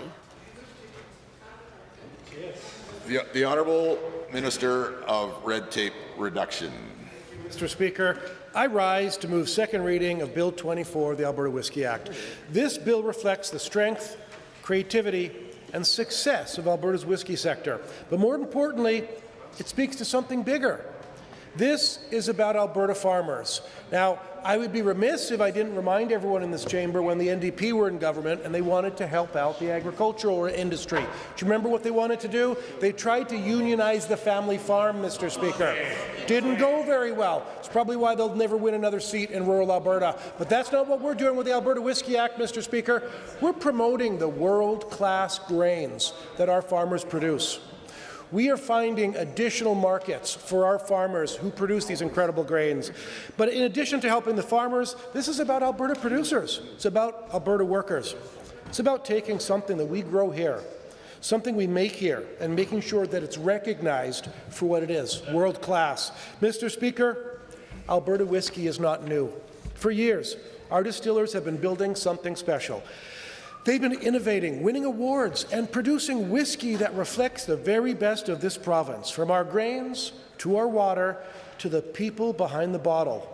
But despite that success, we've heard clearly from industry that there is a gap. Right now, there is no clear provincial definition for what makes Alberta whiskey distinct. And that matters, because without that clarity, it becomes harder for our producers to stand apart. It's harder for them to tell their story, Mr. Speaker. It's harder to compete, not just here at home, but in markets around the world. This bill is about closing the gap. It's about making sure that when something is called Alberta whiskey, it actually means something, something real, something consistent, something Albertans can take pride in. Before I get into the details of what Alberta whiskey is, I want to be clear about what this legislation is not. At its core, this bill, if passed, would establish a clear legislated definition of Alberta whiskey. It sets a high standard, one that reflects the quality Albertans expect when they buy a bottle of whiskey and the pride that our producers already bring to their work every day. And more importantly, it does so in a way that gives the industry flexibility. Participation is voluntary. Distillers can choose whether the designation aligns with their business goals. Those who opt in gain a protected, meaningful label. Those who do not can continue operating as they do today. That balance is intentional, and it reflects exactly what we heard from industry. Mr. Speaker, I've also had the opportunity to look at how other jurisdictions have built globally recognized spirits industries. In the summer of 2025, I had the opportunity to join Spirits Canada and the Alberta Craft Distillers Association on a mission to Kentucky. While we were there, we traveled along the Kentucky Bourbon Trail from distillery to distillery, meeting the amazing people that built this industry from the ground up. These are family-run operations, multi-generational businesses, and local entrepreneurs who take immense pride in what they produce. You can see it in how they talk about their craft, how they welcome visitors, and how deeply connected they are to their communities. And what stood out just as much as the product was the impact. The Bourbon Trail has become a major economic driver. It brings in visitors from around the world, supports local businesses, and has helped revitalize entire communities. Restaurants, hotels, shops, and tour operators have all grown alongside that industry. What started as distilling has grown into something much bigger. It is a true success story, built on clear standards, strong identity, and pride in a local market. And what that reinforced is this. When you define your product clearly and you stand behind it, people notice. Mr. Speaker, this bill is not just about labels, it's about opportunity. Alberta already produces some of the best barley, rye, and wheat in the world. What this legislation does is help ensure more of that value stays right here at home. From the field to the distillery to the bottle on the shelf, it supports value-added production. It supports local jobs, and it supports growth in an industry that is already gaining momentum. It also opens the door to broader opportunities around the world. Spirits industries have become anchors for tourism, whether it's in Scotland or in Kentucky. And while that is beyond the scope of this bill, this legislation lays the groundwork. It gives Alberta whiskey a clear identity, something people can recognize, seek out, and build opportunities around. And over time, this creates the potential for something more. The potential for an industry-led Alberta Whiskey Trail that brings visitors into our communities, showcases our producers, and highlights the full journey from grain to glass. That kind of opportunity does not happen overnight. It starts with defining who we are and standing behind it. Mr. Speaker, so what does Alberta whiskey actually mean under this legislation? It means it's made right here in Alberta from start to finish, mashed, fermented, aged, proofed, and of course bottled in this province. It means it's made with 100% Alberta water before distillation and at least 2/3 Alberta-grown grains. And it means high-quality standards on top of existing federal requirements.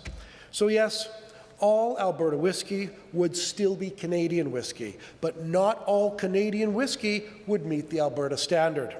And that distinction matters because it gives consumers confidence that when they see Alberta whiskey on a label, it stands for something else: quality, integrity, and a clear connection to this province, proudly Albertan. Mr. Speaker, at the end of the day, this bill is about recognition.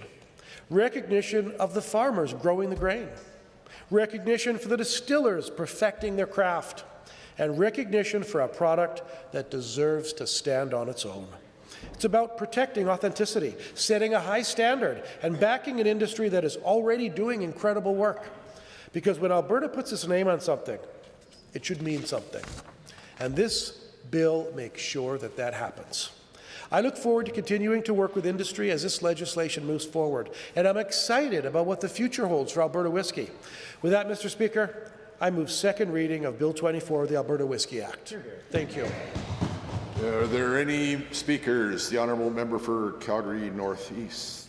Thank you, Mr. Speaker. Mr. Speaker, I went to a new fabric store named Punjab Fabric, started by my friend in my home city.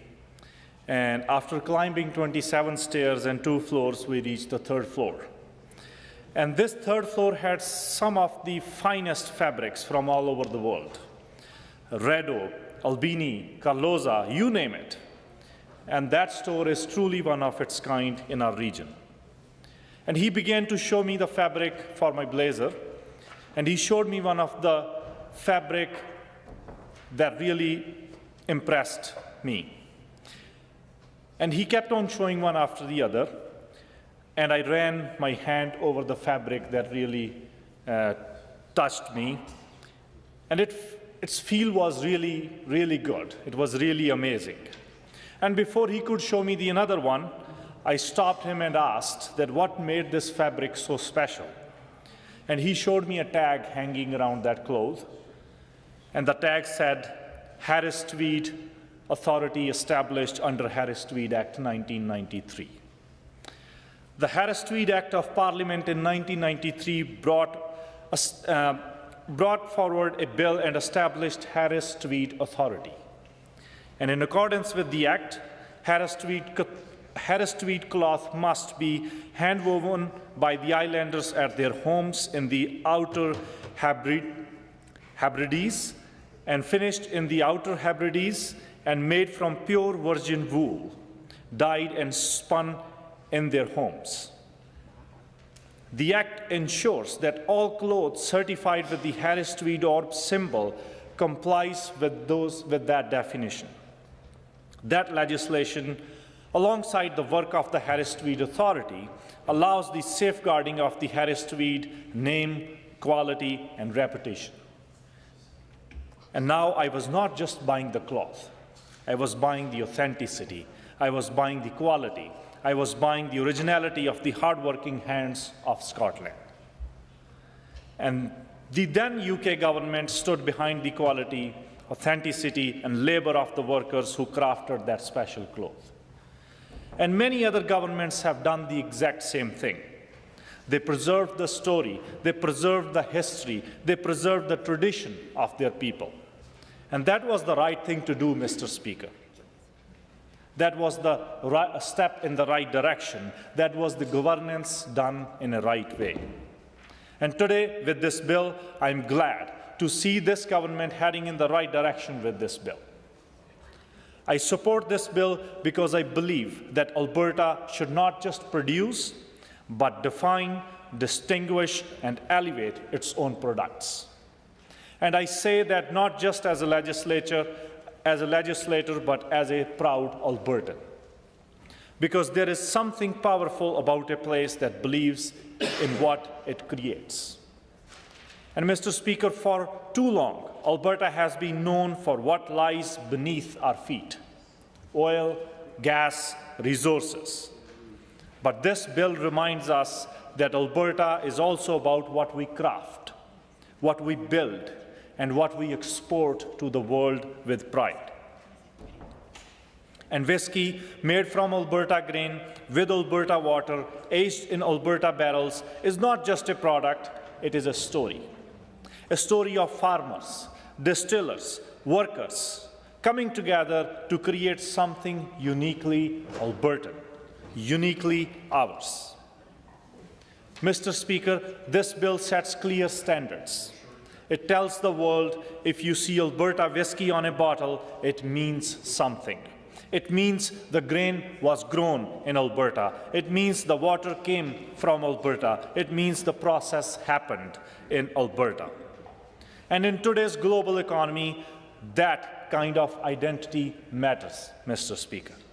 Because consumers are not just buying products anymore, they are buying authenticity. Mr. Speaker, we have seen this story before. Kentucky bourbon, Scottish whiskey, French champagne. These are not just industries, these are economic engines. And Kentucky's bourbon industry alone is worth over $10 billion, Mr. Speaker. Scotland attracts millions of visitors each year through whiskey tourism. And when we were in government, my colleague, the best finance minister Alberta has ever had, and the MLA for Calgary-Buffalo gave tax rebates to Alberta brewers. And that was not just a tax rebate, Mr. Speaker. That was the clear message that government of Alberta will support Alberta brewers every step of the way. That government of Alberta will be the air beneath the wings of Alberta brewers. And today, with Alberta Whiskey Act 2026, Alberta is once again doing the right thing. And I'm proud to support because we already have the foundation. 450 distilleries across the province, $740 million contributed to GDP, more than 1,000 jobs supported. This bill doesn't just stand with the industry, it strengthens it, Mr. Speaker. It protects it, Mr. Speaker. It gives it a name the world can recognize. Mr. Speaker, there is also something deeply local about this. When we talk about Alberta whiskey, we are talking about Alberta farmers growing grain, Alberta workers refining the products, Alberta businesses building brands. And if done right, we are talking about tourism as well. People visiting our communities, walking into distilleries, spending money in our local communities and economy. And that matters, Mr. Speaker. Especially at a time when global whiskey markets are facing uncertainty and downturns. Mr. Speaker, now, support doesn't mean silence. Because if we are serious about building an economy, we must also be honest about what threatens it. And this is where I want to raise a concern. Not about this bill, but about the broader conversation happening in our province. We are hearing more voices talking about separatism, talking about walking away, talking about cutting the ties. And Mr. Speaker, I understand where some of that frustration comes from. Albertans are proud. Albertans want fairness. Albertans want respect. Those are not wrong demands, but there is the truth we must face. Economies do not grow in isolation. Markets do not reward uncertainty, and investment does not flow towards instability. If we want Alberta whiskey to compete with Kentucky, Scotland, and Ireland whiskies, then we must offer something they all have: stability, certainty, and confidence. Because imagine this. A global buyer looks at Alberta whiskey. They see a product, strong standards, skilled workers. But then they ask one question: is this place stable? Is this market predictable? Is this jurisdiction secure? Mr. Speaker, economic growth and political uncertainty do not walk in the same direction. And I say this not to criticize Albertans, but to protect Alberta. Because being pro-Alberta is not about shouting the loudest. It is about building the strongest. A strong Alberta that attracts investment, builds partnerships, and competes globally. Mr. Speaker, this bill is a step in the right direction. This bill says that we believe in our product, we believe in our people, and we believe in Alberta that can compete. And I agree with that. But belief alone is not enough. We must also create the conditions that belief can succeed. So yes, let us support our distillers. Let us grow our tourism. Let us build a globally recognized Alberta whiskey brand. But at the same time, let us be careful not to undermine our own success by creating uncertainty around our own future. Because Alberta's strength has never been in walking away. It has always been in standing tall. Standing tall in our industries, standing tall in our communities, standing tall in Canada and in the world. Mr. Speaker, I am proud of this province. I'm proud of what we produce, and I'm proud to support this bill. And if we stay focused, if we stay stable, if we stay united in this purpose, then Alberta whiskey will not just be a label, it will be a legacy. Let us pass this bill, Mr. Speaker, so when someone will go to buy whiskey and look at the shelves of the stores, they will see the label Alberta whiskey that will assure them that they are buying the Alberta story, just like I bought Harris Tweed. So cheers to the finest craft that we produce here in Alberta. Cheers to the Alberta story that the world eagerly awaits to hear. Cheers to our farmers, distillers, and workers. And I request all the members to support and pass this bill. Thank you, Mr. Speaker. The honourable member for Calgary, Buffalo. Thank you to the member from Calgary Northeast for that inspirational speech. It's motivated me, Mr. Speaker, to think about what the Alberta NDP did when we were government. And I want to start by saying the minister's presentation about grain to glass is absolutely important and true. It's what, when I was finance minister and AGLC was under my ministry at the time, it's what I heard from producers all across this province, whether they were in the brewery industry or whether they were in the spirits industry. And so I absolutely also will be supporting this Act, Alberta Whiskey Act. And I want to say that something the minister omitted when he was recounting why to do this, and I think there's great reason to do it, is he totally omitted talking about the incredible positive developments under the Alberta NDP that occurred in the whole craft beer, let me say that again, craft beer industry, Mr. Speaker. Before we were there in 2015, you could go to the beer store, you could go to any liquor store, and there'd be there'd be a lot of international beers on the shelf, and they'd be very expensive. And there'd be domestic beers on the shelf from across Canada, and there were 3 or 4 from Alberta on the shelf. And it wasn't good enough, Mr. Speaker. What we did as a government, we listened to the industry at the time, and they said, you know, if you find a way to tweak, and my colleague from Northeast talked about that, if you find a way to tweak the markups of beers generally, and the ability to get some reductions on the per litre cost of paying to the government of Alberta, the cost of taxation, you can stimulate this industry. And that's what happened.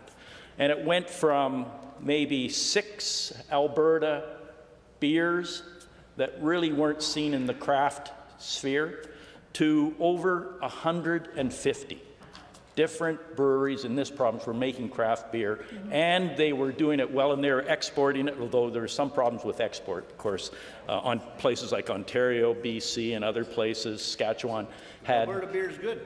Alberta beer is good. But other provinces would put tasting panels and restrictions for our industry to try and get into those provinces. But I want to say that the benefit to the craft beer industry that occurred as a result of the focus by this our government on that industry was very beneficial. Now the minister is talking about doing the same sort of thing for Alberta whiskey, and I applaud him for doing that. I also want to recognize that at the time, Alberta Gaming and Liquor Commission was headed up by the CEO, Alain Maisonneuve. And he did tremendous work in support of that for our government.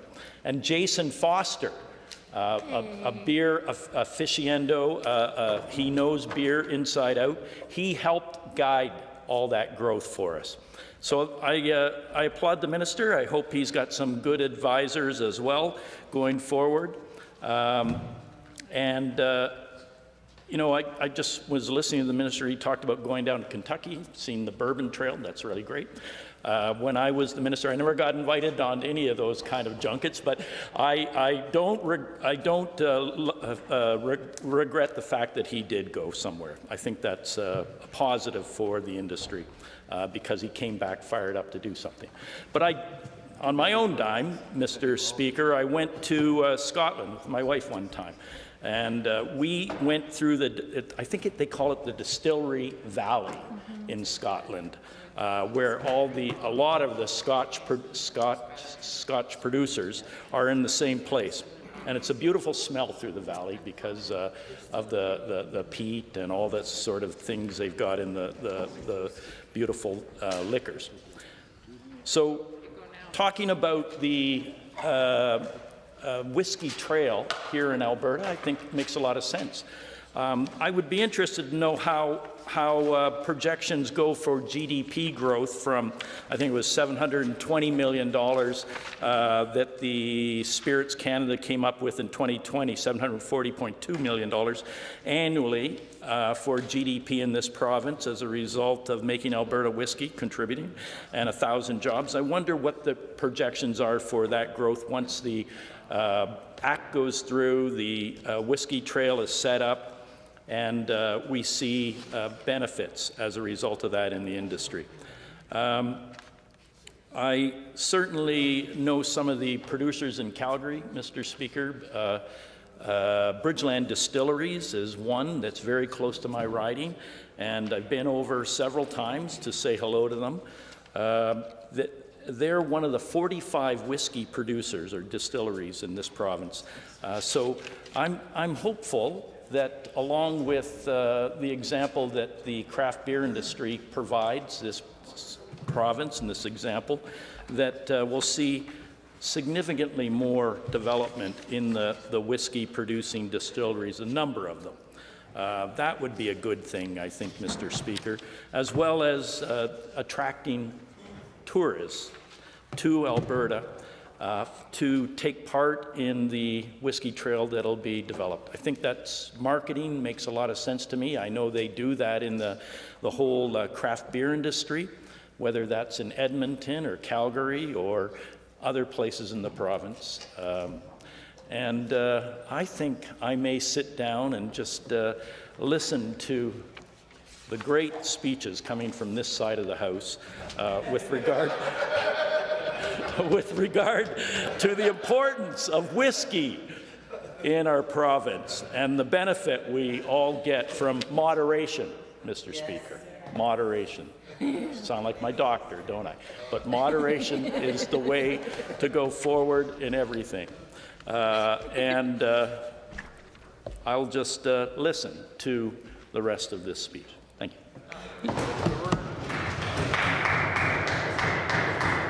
was once said that we should also have moderation in our moderation.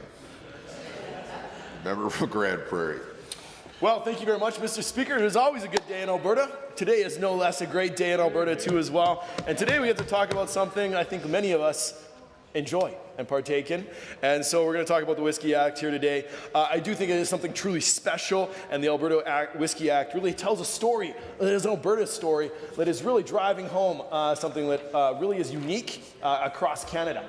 And this uniqueness really comes down to many different aspects of the bill. We're going to get into that, but I think it also builds trust in the industry. And so for distillers from across Alberta, I think we're going to be able to see just incredible marketing, also the opportunity to expand their market share, go from a roughly $1 billion industry. I think Kentucky's around $7 billion from what I understand. I'm looking forward to us competing with Kentucky, not just on racehorses here across Alberta and what they're doing down there, but also on whiskey. And so I look forward to seeing that. So as I was saying, Kentucky's known for bourbon. Scotland is known for Scotch. We have many people that have Scotch nights, bourbon nights across the province. And now I think we're going to have some Alberta nights too as well, Mr. Speaker. And that's really good. And this really gives a clear and concise opportunity to really give Alberta producers and distilleries a clear identity. Before it wasn't that it was just wishy-washy, but there was no clear identity of what made an Alberta whiskey. This, like as I was saying, I think this is an opportunity for pride to be in the product and also credibility on the world stage and across Alberta. So we're setting a trend here, Mr. Speaker, which is, I believe, a really good thing to place to be. So this legislation does set the standard for what can be called Alberta whiskey, including using 100% water. I know as Albertans we are passionate about water across our province. This is also an opportunity for us to utilize Alberta water to be able to say it's the best in the world, it's the best in Canada, and absolutely, I can't think of a better way to utilize some Alberta water here today. Not only this, it's also talking about locally sourced grains. Using grain from Alberta, a certain percentage of the mix. And this really helps out our agricultural sector, expanding their opportunities too for high quality grains. We just met with some producers here this last week, and they really gave us the context of as they're producing, they want to keep scaling up. They want to be able to produce more and also sell more, but also not just sell to the world, but utilize it here. And this is an upscaling too of those grains here across the province. It's super important.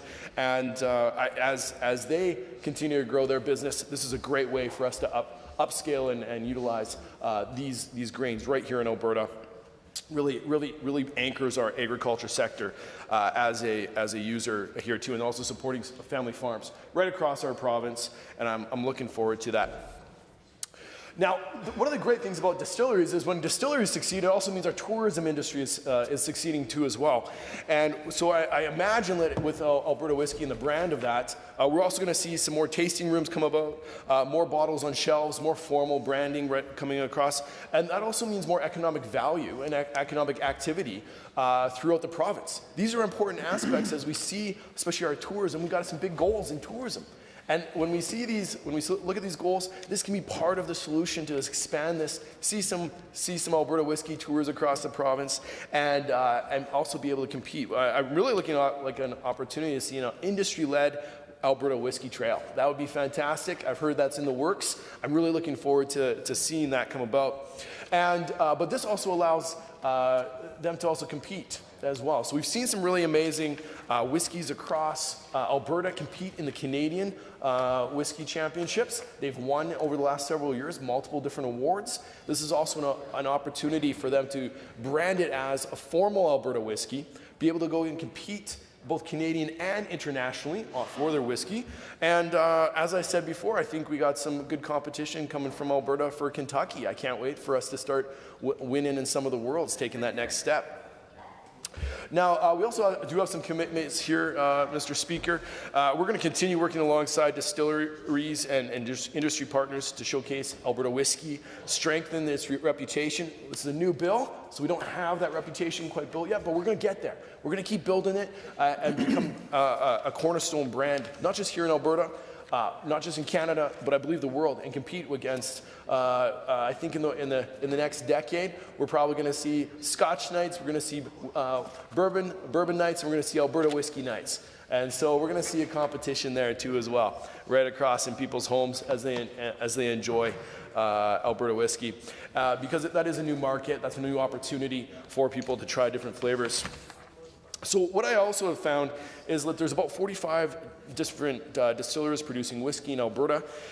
And the majority of them are smaller distillers, which actually adds to the value and also adds to the uniqueness of the flavors and also the value of what they're offering locally here too as well.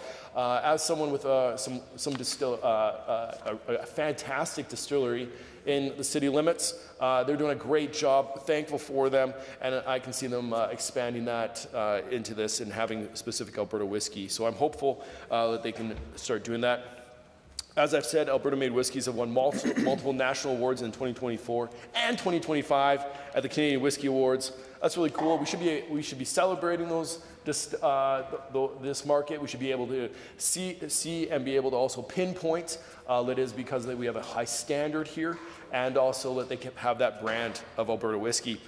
Now, they've also won some global awards, such as the World's Best Rye at the 2025 World Whiskies Awards, Platinum Medal at the 2024 San Francisco World Spirits Competition, and World's Best New Make and Young Spirit at the 2024 World Whiskies Awards. Now, I do want to say the Alberta Whiskey Act, while we can see that market growing and seeing the awards happening, this is also not a price conversation. The Alberta Whiskey Act shouldn't affect pricing, retail availability, or access to whiskey in Alberta. We're not trying to bring the market down. We're trying to expand it and put that stamp on it that this is a quality whiskey. Here it's hit the markings and the approvals, and it really would get some excellent market opportunity there too. Okay, so I'm hopeful that this legislation passes. I think there are a couple of details here on what it would be required for the Alberta whiskey.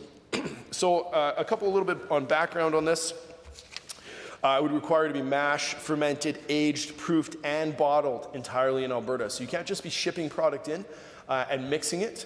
It does have to be utilized, all those things here in Alberta and from Alberta, which, as I mentioned before, with grains from across Alberta, this also helps these other industries to also build this up instead of just having just a single manufacturing spot in Alberta. So I'm looking forward to seeing those things that come about. As I said before, it's also Alberta ingredients. This is key. We want to continue to see our agriculture flourish. This is an opportunity for agri-food ad and expansion. This is a great opportunity here. Now, as I said, made with 100% Alberta water, pre-distillation, and so once again, we highly value this. let's continue using something we highly value and make sure that we're going to continue to use that as well. And then as per the percentage of Alberta-grown grains, at least 2/3 of Alberta-grown grains are will be required, and also aged at least 3 years in small wood. And so I think that this is also good as well for us to be able to say, hey, this is something that's coming from Alberta. It's also been stored in Alberta. It's been also built in Alberta. And minimum of 40% alcohol by volume. So there can't be a mix that distills it down lower than 40%. And there's a flavor component here too as well, because we do want those natural ingredients to come out. So no additive flavors except those expressly permitted under legislation, such as caramel coloring. That's a pretty common thing. As well, other alcohol products blended in for flavoring are limited to no more than 9.09% of total alcohol content. It must be aged at least 2 years. So once again, there's still an aging in the blend to make sure that there is a unique Alberta flavor in the Alberta whiskey. Now, I think there's also a conversation I've been chatting a little bit. Is it forced upon people? No, this is going to be, participation will be voluntary across the board. Distillers can continue producing other whiskey products that do not meet the Alberta whiskey standard. So if they want to blend from other places, bring in grains from other places too as well, they're free to do so. They just can't brand it Alberta whiskey. And I think that's fair, Mr. Speaker, for us to be able, for them to have different flavor components and be able to build that out from there. If that's what they choose, but to actually call it Alberta whiskey, that wouldn't qualify. So I'm really looking forward to seeing them, different distillers, seeing what they're going to choose. It's super important for them to do so. And as I was saying, I think Alberta distillers, tourism operators, and also agricultural producers were consulted on the development of the Alberta Whiskey Act. And Mr. Speaker, I'm not sure if you noticed the other day, but people were excited during the news announcement. There was multiple distillers there. They were excited over this piece of legislation. They've been asking for it. Alberta has delivered. And once again, we are doing the people's work and making sure that we continue to grow and succeed in this area. Now, just on the legislative side, just a little bit, Alberta Gaming, Liquor and Cannabis, AGLC, would also oversee compliance and enforcement of the Alberta Whiskey Act.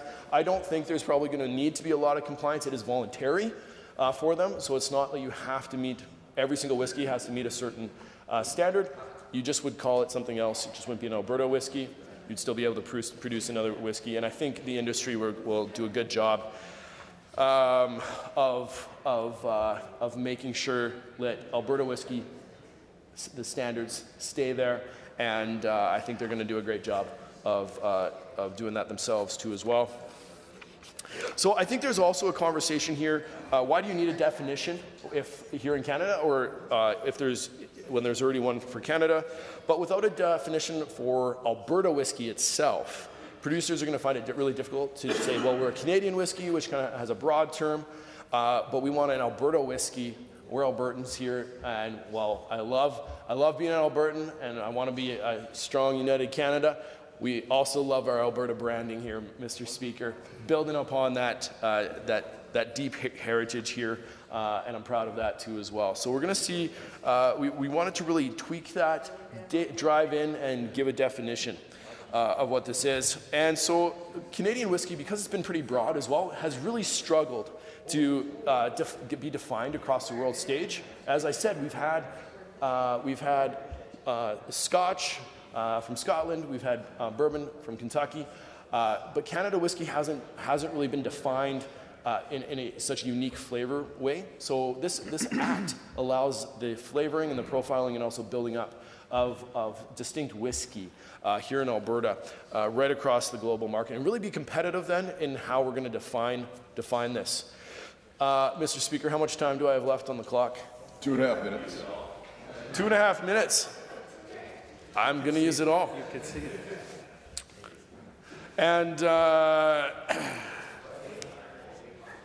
so this also, with proposed higher standards, the Alberta Whiskey Act would distinguish Alberta whiskey as a more rigorous crafted product than Canadian whiskey overall. And so once again, world-class grains, from Alberta and water source within the product or with the province makes it unique and gives it a great opportunity for us to have a product that is both unique and also can continue to build upon the heritage of the current award winners across Alberta. I think one of the other questions is just about the grains mix. I've heard a couple questions on this. This is one of my questions, is if we're going to have a standard. Right now the standard is 2/3 instead of 100% Alberta grains. Why is it only 2/3 instead of 100? This is a great starting point. We want to make sure that there's enough grain and be able to figure out the market, be able to build, and also they're currently bringing in some other grains from other places, not disrupt those market access too. But the majority is from Alberta, and if we need to change that in the future, we're gonna have some. We can always see some changes.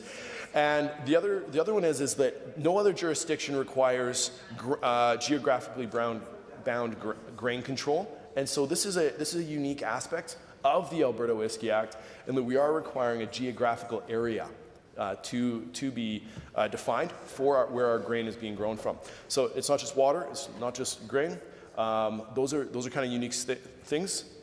In other areas, it's like in Scotland, they use water from Scotland for their Scotch. That's a defining factor of them.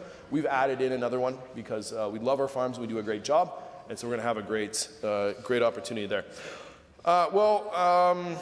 Mr. Speaker, I think here, I'm guessing I'm pretty close to taking up my entire time here.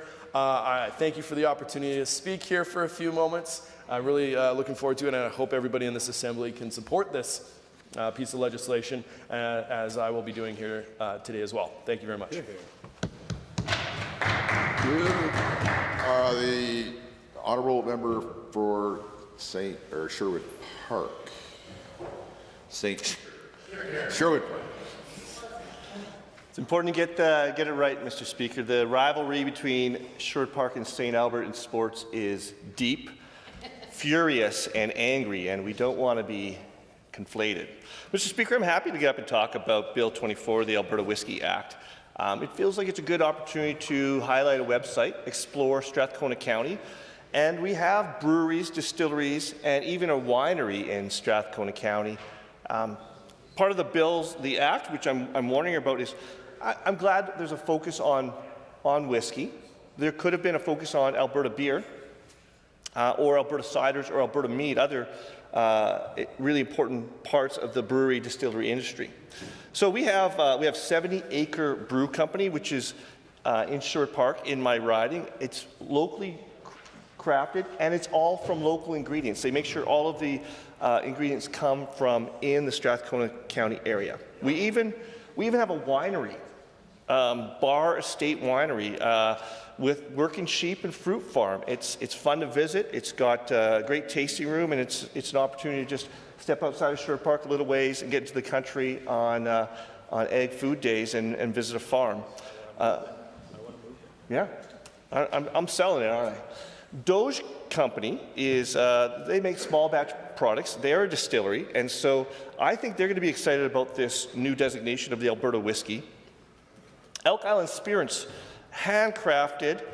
They are famous for their moose milk, so you might see them at a lot of craft sales that and small farmers market. You can buy some moose milk from Elk Island Spirits. We have a good sense of humor in Sherwood Park. Fox Hill Cidery is in our Drawson, right in Strathcona County. I mentioned it before, but it's called the Kingdom of Ardrossan. So think about it as your destination. But it's Alberta-grown apples that go into their cider. Hawk Prohibition Distilleries, they also have a sense of humor. Thick and Dirty is their drink you'll find from time to time at the craft sales. My favorite of all of them is Manual Labor Beer Company. So I encourage you to visit Manual Labor Beer Company. Fascinating story about a orthopedic surgeon who, after COVID, decided that his passion was making beer, and we are all benefiting from that, although people that need hip and knee replacements aren't benefiting from it as much. Outside of my riding, though, Mr. Speaker, I would love to just even speak directly to the House through you, but really, Mr. Speaker, Rig Hand Distillery is a phenomenal place, which has also turned into a great destination for events and visiting. And what I want to highlight, Mr. Speaker, is that the Parliament, the Speaker picks a whiskey every year to be the Speaker's whiskey. And all the members are invited for a tasting to taste the different whiskeys from across Canada. And Righand Distillery was chosen as the Speaker's whiskey one year. And I wonder if having the Whiskey Act will one day lead to us having a Speaker's whiskey in Alberta in our legislature. We have to share, Rick. So the label starts that conversation about identity, about economic opportunity, and at its core, it's about something even fundamentally more important. It's about water, because that is one of the most important, if not the most important, ingredient in whiskey. And so, Mr. Speaker, when I had a chance at a previous time in my life, I was working in industry, the German government invited us to come on an industry tour of the solar industry of Germany. We paid for it ourselves. Yeah. The part of the tour involved a tour of the Erdinger brewery around Munich. What was so interesting is a big part of the focus of that tour was talking about, and this is about a 150-year-old brewery, how in the 1960s they moved location to use a different aquifer, because they were telling us that the water is the most important part of their brewery. And that water is in part of the conversation. You know, whiskey's a simple product with grain, yeast, thyme, but above else, water. And so it's the foundation of distilling. It determines the flavor, character, and the quality. It shapes the spirit long before it reaches the barrel. The purity of the water, the minerals it carries, the ecosystem it flows through, these are not abstract concepts. To the distiller, it's the essence of what makes their whiskey distinctive. And in Alberta, we are blessed with extraordinary water. Water that begins in the eastern slopes of the Rocky Mountains. Water that flows through our rivers, sustains our communities, and supports our agriculture. Water that is quite literally life. So when we talk about Alberta whiskey, we are talking about capturing the natural advantage of our land, our climate, and our water, and sharing it with the world. There is real economic potential here. A strong Alberta whiskey designation would support the local distilleries like the ones I mentioned in Strathcona County and Sherwood Park, create jobs in rural communities, add value to Alberta-grown grains like wheat and barley, strengthen our agri-food sector, and boost tourism across the province. We've seen this model succeed elsewhere, and members have been talking about their tours of other places and how that makes sense. Why can't that be in Alberta? And I'm glad we are I'm hearing from this House in support of that. Regions that take pride in their products, whether it's wine, beer, or spirits, create destinations. People travel to experience authenticity. They want to taste something that can only come from one place. And Alberta has that opportunity. Imagine visitors coming not just for our mountains, but for our distilleries, for our breweries, for our wineries. Imagine touring facilities that showcase Alberta grain, Alberta craftsmanship, Alberta water. Imagine pairing that with our restaurants, hotels, and our festivals. And that's just not branding, that's economic diversification. Mr. Speaker, if we're going to build a brand around Alberta whiskey, we cannot ignore the very thing that makes it possible, and that is water. And right now, Albertans are anxious about water. They're anxious about whether it will remain clean. They are anxious about whether it will remain abundant. They are anxious about decisions being made that could put it at risk, because we cannot have serious conversation about Alberta whiskey without having a serious conversation about Alberta's headwaters. Many Albertans are deeply concerned about coal mining in the eastern slopes. Those headwaters are not just scenic landscape. They are the source of the water that flows across the province, supporting agriculture, communities, ecosystems, and industries like brewing and distilling. And people understand what is at stake. That's why we've seen the grassroots action across Alberta.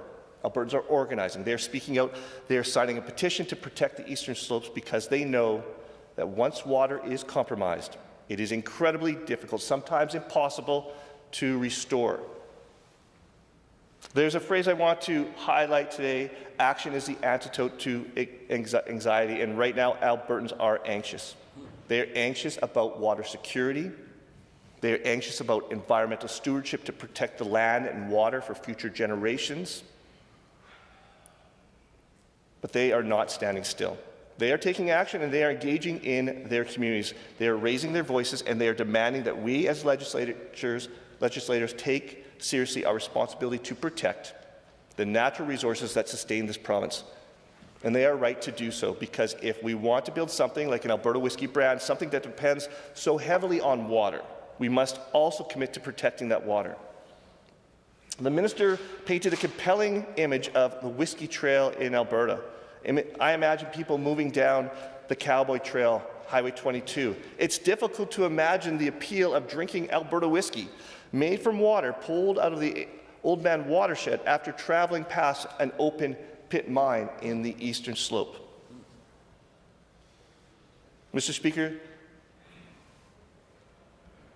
the communities, the rural communities, they have the value here at home and they can add more with the Whiskey Act.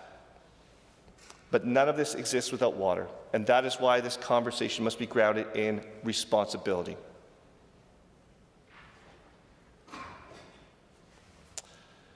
Mr. Speaker, I will just add a last little bit here, and that is just what the member from Calgary-Buffalo mentioned, moderation.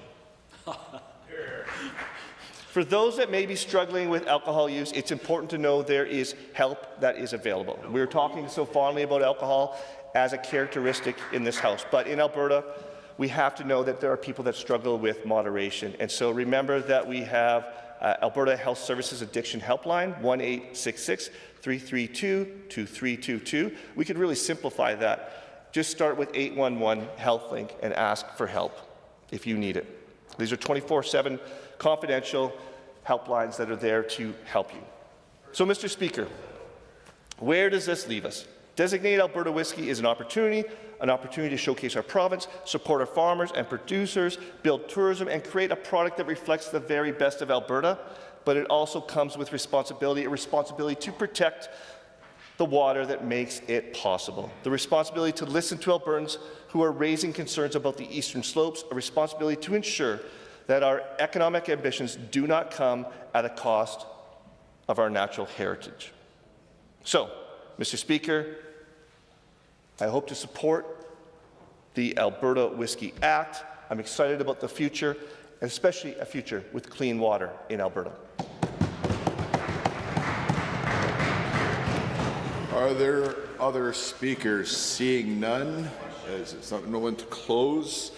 Honourable members, the Honourable Minister of Service Alberta and Red Tape Reduction has moved second reading of Bill 24, the Alberta Whiskey Act. Does the Assembly agree to the motion for second reading? If so, please say aye. Aye. Those opposed to second reading of Bill 24, please say no. The ayes have it. That motion is carried. Bill 24, Alberta Whiskey Act, is now read a second time. Under Government Bills and Orders for second reading, Bill 22, Animal Protection Amendment Act 2026, the Honourable Mr. Sigurdsson. The Honourable Minister of Agriculture and Irrigation. Well, thank you, Mr. Speaker. I'm pleased to rise and move second reading for Bill 22, the Animal Protection Amendment Act 2026. This legislation represents a significant and long overdue update to Alberta's animal protection framework. It's the first comprehensive modernization of the Act in over 20 years. Mr. Speaker, if passed, Bill 22 will strengthen protections for animals, modernize enforcement authorities, enhance compliance tools, and ensure penalties reflect the seriousness of potential offences today. At its core, the legislation is about ensuring that animals in Alberta are treated with care, dignity, respect, and compassion, while equipping our enforcement officers with the tools they need to act more effectively. Mr. Speaker, I will highlight several key aspects of the bill. First, Bill 22 addresses gaps in core definitions, bringing Alberta in line with other jurisdictions across the country. If passed, this legislation will update and expand the definition of distress to better reflect modern understandings of animal health and wellness. It's important that we get the ambiguity out so people know what distress is and what it looks like. Animal health, welfare, and safety is a top priority for this government. and these proposed amendments ensure that animals across the province can be treated with the compassion and care that they deserve. These changes are about providing clarity, understanding, and bringing Alberta in line and actually, in some cases, surpassing the rest of the country. As I stated earlier, Mr. Speaker, this legislation hasn't been updated in over 20 years. After extensive engagement with organizations such as the Alberta SPCA, Alberta Veterinary Medical Association, and many across the livestock industry, we felt it was necessary that we brought these changes forward, and these changes are a reflection of the vital feedback that we got from those individuals. Now, I do want to comment that there is as well, and has been, some unsubstantiated attacks or claims by individuals on certain parts of our ag industry. That's why as well within this bill that we put in general sporting activity as a reasonable and generally accepted practice. It's important that we defend those that we know have the highest standards for care for animals. That includes equestrian jumping, horse racing, and rodeo, just as some examples. These activities are ingrained in Alberta's cultural heritage, Mr. Speaker, and Albertans involved in sporting activities uphold, as I mentioned, the highest standards in animal care and safety.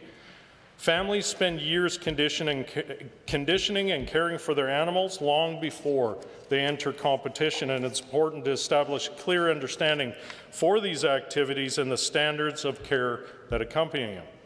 Now, Mr. Speaker, if passed, the bill will also improve outcomes for animals in distress, key component of this bill. Now, when an animal is in distress, it's important for peace officers to act quickly and efficiently and have the tools to do so. Peace officer authorities are there to relieve distress and gain compliance when needed, and this will be expanded within the bill, most notably by enabling them to issue corrective action orders to a person responsible for an animal and to subsequently inspect to ensure compliance with those orders. It also enables them to revoke those orders once compliance has been achieved. It will also allow officers to intervene earlier, ensuring that intervention is timely and not reactive. Third, Bill 22 enhances compliance tools and modernizes inspection and investigation authorities. The bill also expands the range of locations that are responsible for the proper care of animals. This includes modern settings such as shelters, facilities involved in online animal sales, and animal-related service providers such as boarding, grooming, and training establishments. These updates ensure that enforcement keeps pace with how animals are housed, sold, and cared for today. A new offence would also be created to deter and address intentionally false complaints. When a complainant seeks to weaponize the animal protection system, possibly related to an interpersonal dispute, this wastes precious enforcement resources and can lower overall trust in the system. The Animal Protection Amendment Act will also strengthen the use of prohibition orders to protect animals from ongoing distress. Currently, there is no mechanism to prevent animals from being returned to situations where they may face further harm other than seeking a court order. Bill 22 addresses this gap by expanding the availability of a prohibition order beyond conviction. These orders allow for restrictions or prohibitions on animal ownership in cases where there is an ongoing risk of distress. They are not punitive in nature. They are preventative and focus on protecting animals. The bill also creates an offence for violating a prohibition order and allows for the seizure of animals held in contravention of such an order. Importantly, Mr. Speaker, Bill 22 ensures that prohibition orders issued in other provinces and territories are recognized and enforced in Alberta. This would position Alberta as a leader in this in Canada and the only one doing it. And it's important that we make sure that we have that in place, because this prevents individuals from evading restrictions by simply moving to Alberta. This falls in line with the next set of changes in Bill 22, which updates the penalty structure to reflect current realities. The existing maximum fine of $20,000 is no longer a sufficient deterrent. Bill 22 increases the maximum penalty to $250,000 and introduces the possibility of up to 12 months of imprisonment. These changes ensure that penalties are meaningful, proportionate, and capable of deterring non-compliance, particularly given the scale of some operations. Bill 22 also extends the time limit for laying charges to 2 years, which allows for more fulsome investigation. Providing enforcement officers with that necessary timeline will help them do their job better. Mr. Speaker, taken together, these changes represent a comprehensive and balanced approach. They strengthen protections for animals, support responsible owners and producers, and ensure enforcement officers have the tools they need to act effectively and in a timely manner. In closing, Bill 22 reflects the expectations of Albertans.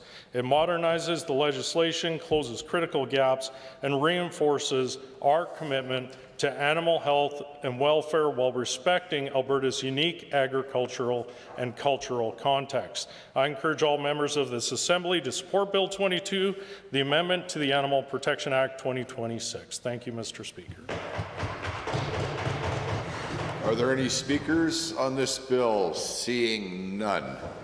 Oh, Edmonton Manning. Sorry, you're please go ahead. Thank you, Mr. Speaker. So it's a privilege to rise and to speak to the Animal Protection Act, an act that I believe is very important for us to be having this conversation, and an act that's been waited on by many stakeholders across the province with hopes that we would be able to strengthen protections for animals across the province.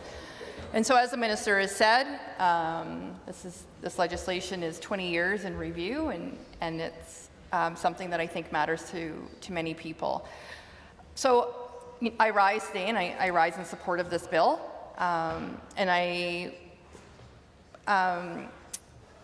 think that there are some things that can be strengthened, and I think there are some questions that have come up. In the consultations that I've been doing across the province in regards to this, one of the things that I found very interesting is that there are sections within the areas that are interfacing with the Animal Protection Act that tend to get forgotten, and I think the ministry may have forgotten to speak to them as well, and that would be our zoos specifically.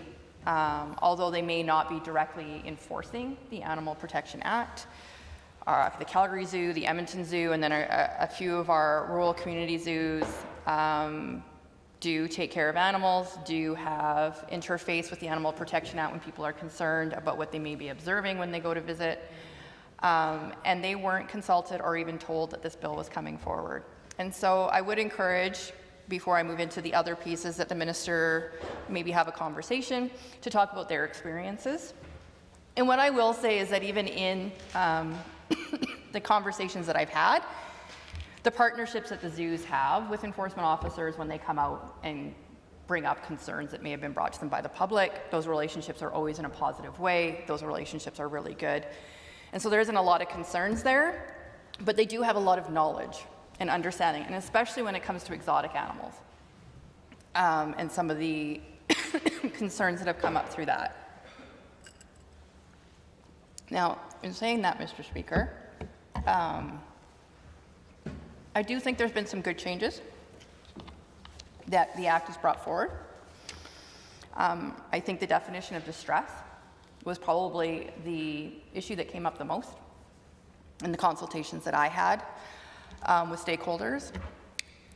We recognize that animals do actually have feelings and that they do respond when put in high-stress situations. Anybody that has rescued an animal from a rescue, I have rescued all my dogs through my life, and I can say that every time I have adopted an animal, they do come with quirks that are related to experiences that they experienced prior to coming to live with me. And they do respond with anxiety and different things. I do tend to adopt high energy breeds though, so it may just be that some of that may be a predisposition of the breeds that I tend to hang out with. I like Siberian Huskies.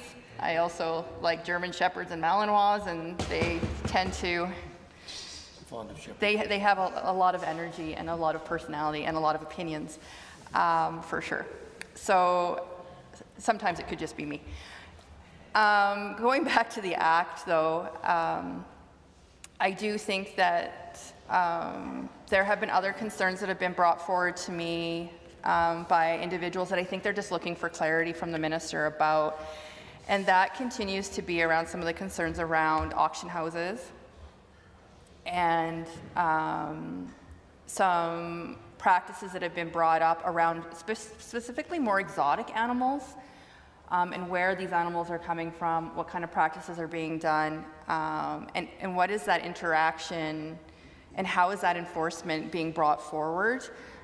There's concerns, and this may be being addressed in this piece of legislation. However, when I read the legislation, I don't clearly see it, that there is going to still be that opportunity for the Alberta SPCA to be able to look at some of those facilities where we have had repeated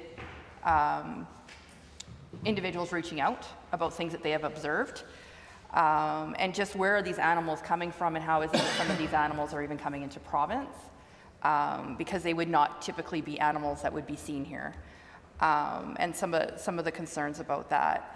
I will also say that in my consultation, there is still some clarity needed in regards to holding periods and outcomes. And so hold periods can be 7 days. Previously, purebred animals had different holding periods than non-purebred animals. Some of them would be ID'd. There is the proposed increase from 3 to 7 days, which is going to extend how long purebred animals are held in shelters. And so there is some question around whether that is a necessity or not, and why is it that purebred animals are seen to be required to be held longer than Alberta specials, is what I call them, non-purebred animals. And so there's some clarity. Obviously that's regulation, but that is one question that's being asked. One other question around regulation is pathways to permanency, where an owner is identified, but return may not be in the animal's best interest. And it's still unclear about who gets to decide that and how that decision is actually going to be made, and what is the regulation outline in regards to decision making. So are there going to be clear policies in place that are going to outline how that is going to be decided and then enforced, and how is that going to then be communicated, and how long is that going to take? So obviously consistency in application, as with the current legislation, interpretation is key. And so what is abandonment definition going to look like? What are custody decisions going to be around regulation? And ensuring that there's consistency. So we have amazing partnerships. City of Edmonton works with the Edmonton Humane Society with their bylaw partnerships. Calgary, obviously, their Humane Society, the way that they have enforcement is built into the Calgary Humane Society in the same building. And then across the province, different societies are doing that. And of course, again, that is old language. This legislation will change it from society to caregivers. And so I will have to adjust my language. And so because of the fact that we have different municipalities who are taking on this responsibility through bylaw, and then we have the provincial SPCA who is doing investigations through the Alberta SPCA, and then smaller municipalities who have also tried to take on some form of a role, there is concern around consistency of training, consistency of response, and then of course those holding period days, permanency pieces. And a question that has been asked is there a way to help support more consistent training and ensure that there's more consistency across the board? I would say that there were comments made around, just because the Act is changing, the government doesn't see that there's going to be really an increase in calls, nor is there going to be a requirement or pressure put on the current investigating officers. I would say that I don't know if that's necessarily the case. And I do think that the government needs to acknowledge that if they're going to be reviewing the Act, that they need to be putting some kind of support and funding behind that. A one-year funding model for the Alberta SPCA is not a long-term solution, nor is it good planning in regards to ensuring that we have enough investigators, that they have the capacity to go out and train. We know that in some jurisdictions, RCMP officers are responding to some of these situations, and this is not their priority, this is not something that they focus on, and so understanding how that legislation works is something that could be strengthened. As we see a shift with this government to move to another policing model, I guess the question would be, is what does that look like? Who's going to be taking on these responsibilities? And one of the big things that continuously comes out is when we're talking about big animal. So one of the ongoing concerns that we hear about more often than not are horses. And it's because horses, one, are very difficult to transport if they're in need of rescue. And they are expensive to house and to feed if they are ever taken in under a rescue. And so they create significant burden for associations across the province that are doing this at a volunteer basis and require a ton of fundraising and support. Also, they tend to require some form of assistance more often than not to be able to enter onto property to remove those animals from certain sites, which is conflictual, and at times the question is who actually gets to hold that responsibility to be able to enter. And so I think as we move into regulation, clarifying that around who actually has the right to enter and that authority is very important. And I can say, you know, it's interesting because, of course, the history of this act is actually, we were protecting animals before we were protecting kids. And the Child Welfare Act, Child Protection Act in Alberta was actually based on the Animal Protection Act. And when we initially started, that's what the basis of this is. Obviously, the Child Protection Act has now moved past by significant measures to protect children, and of course, the Animal Protection Act did not keep up with that. But one thing that is consistent, Mr. Speaker, is the right of entry and the right of who gets to actually access a residence. When I worked in child protection, I had to respond to residences where I had asked for police assistance because I knew that the address I was going into was not the safest environment, which is why I was going there, because obviously the kids in that environment were not safe. And I remember going with the officer, and I had the court authority, the apprehension order, which meant I had the authority to enter. And the officer saying to me, "You got to go first because you have authority." And I was just like, you know what house we're going into, right? And so there is this weird piece attached to sometimes entry of property that would be very good to have defined through the regulation in the Act around who actually can go first. Because as a social worker, going first was not always the best experience, and backup was definitely required. The other piece that I think would be great for consideration for the bill is timelines for ownership decisions and how to manage and avoid unnecessary delays in care and rehoming. Will additional guidance or standardized approaches be introduced to support consistent interpretation across agency, which I've spoken to already? To what extent will outstanding details, particularly those affecting care and custody, be addressed through regulation? So, for example, are measures such as restrictions or cosmetic adjustments or unnecessary procedures such as like docking tails, specialty ears for Rotties, that kind of thing, are those going to be considered through regulation? The recognition of prohibition orders from other provinces, and is there going to be a discussion about how we're going to ensure communication between other jurisdictions? So if someone has had issues in BC and they're allowed to come to Alberta, do we know about them? How do we ensure that some of that isn't being borders, or if we're aware of someone who may be in another jurisdiction, are we somehow creating a system to communicate? And then obviously, are there any other plans to encourage broader interprovincial alignment to ensure that these protections are applied consistently across all jurisdictions, BC, Alberta, Saskatchewan, et cetera, et cetera? And I do recognize that most of these are regulation. But these are questions that have come forward from stakeholders. And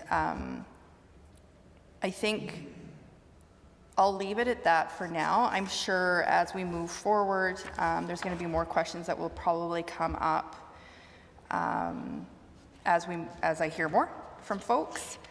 But I'll happily leave that at it for now. Thank you. Okay, the member for Edmonton McLeod.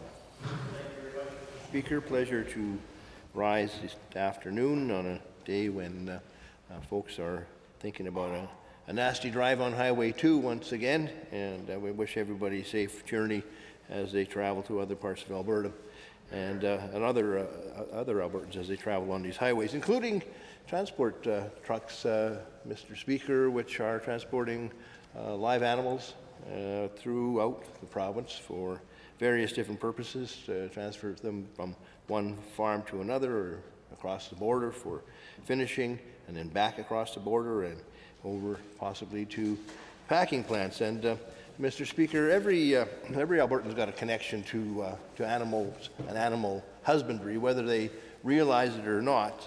We all are eating food, but not all of us are eating meat. But a large majority of Albertans consume meat and meat products, and that necessarily means that we should have an interest in how those animals are raised and transported and processed once they are killed for food. And I think that's something that doesn't touch the minds of a lot of Albertans when they think about the food on their plate and how it gets there.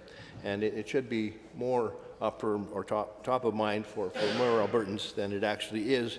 And the Animal Protection Act, I think, addresses the number of concerns with respect to animals and their care and their protection in Alberta that many Albertans don't think about, especially from the agricultural standpoint, but from an animal ownership standpoint, most are aware, because of course, as we all know, as MLAs would be door knocking regularly in our constituencies, and as you door knock ring the doorbell, the majority of the doors we contact have a pet response, whether it be a cat or a dog or other forms of animals.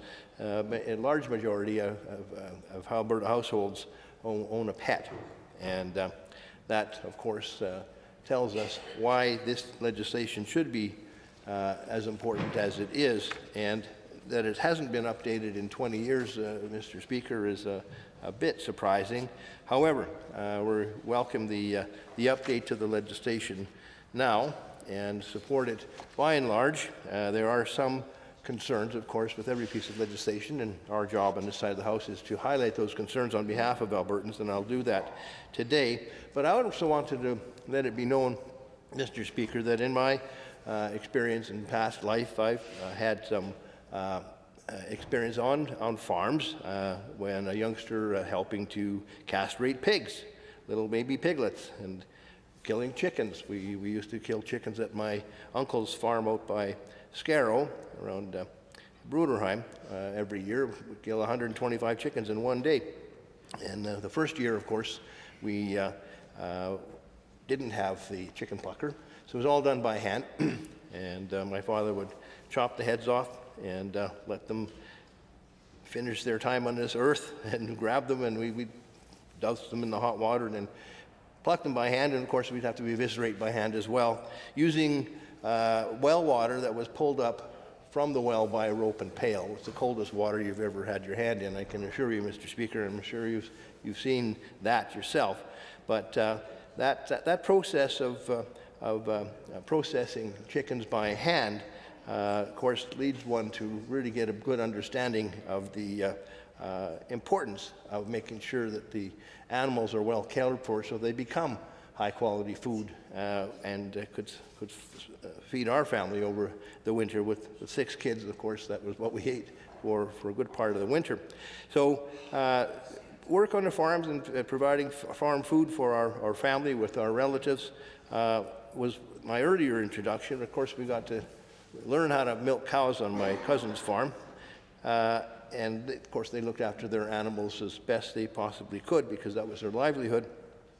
Later on, Mr. Speaker, I worked at Canada Packers and on the cleanup crew, and part of my job in cleaning up the packing plant was in ensuring that the animals that arrived dead from the transport trucks, which was a regular occurrence, Mr. Speaker, usually every shift, there was, particularly pigs, there would be 1, 2, or 3 pretty large hogs that would have died in transport, and some of them days before, or a day or 2 before they actually arrived at the plant. So they were pretty large and bloated, green, gangrenous, dead pigs. So, Mr. Speaker, the employees on that shift would be drawing straws to see who would be the one taking out the daggers to quarter that pig because they were too big to put down the grinder in one piece.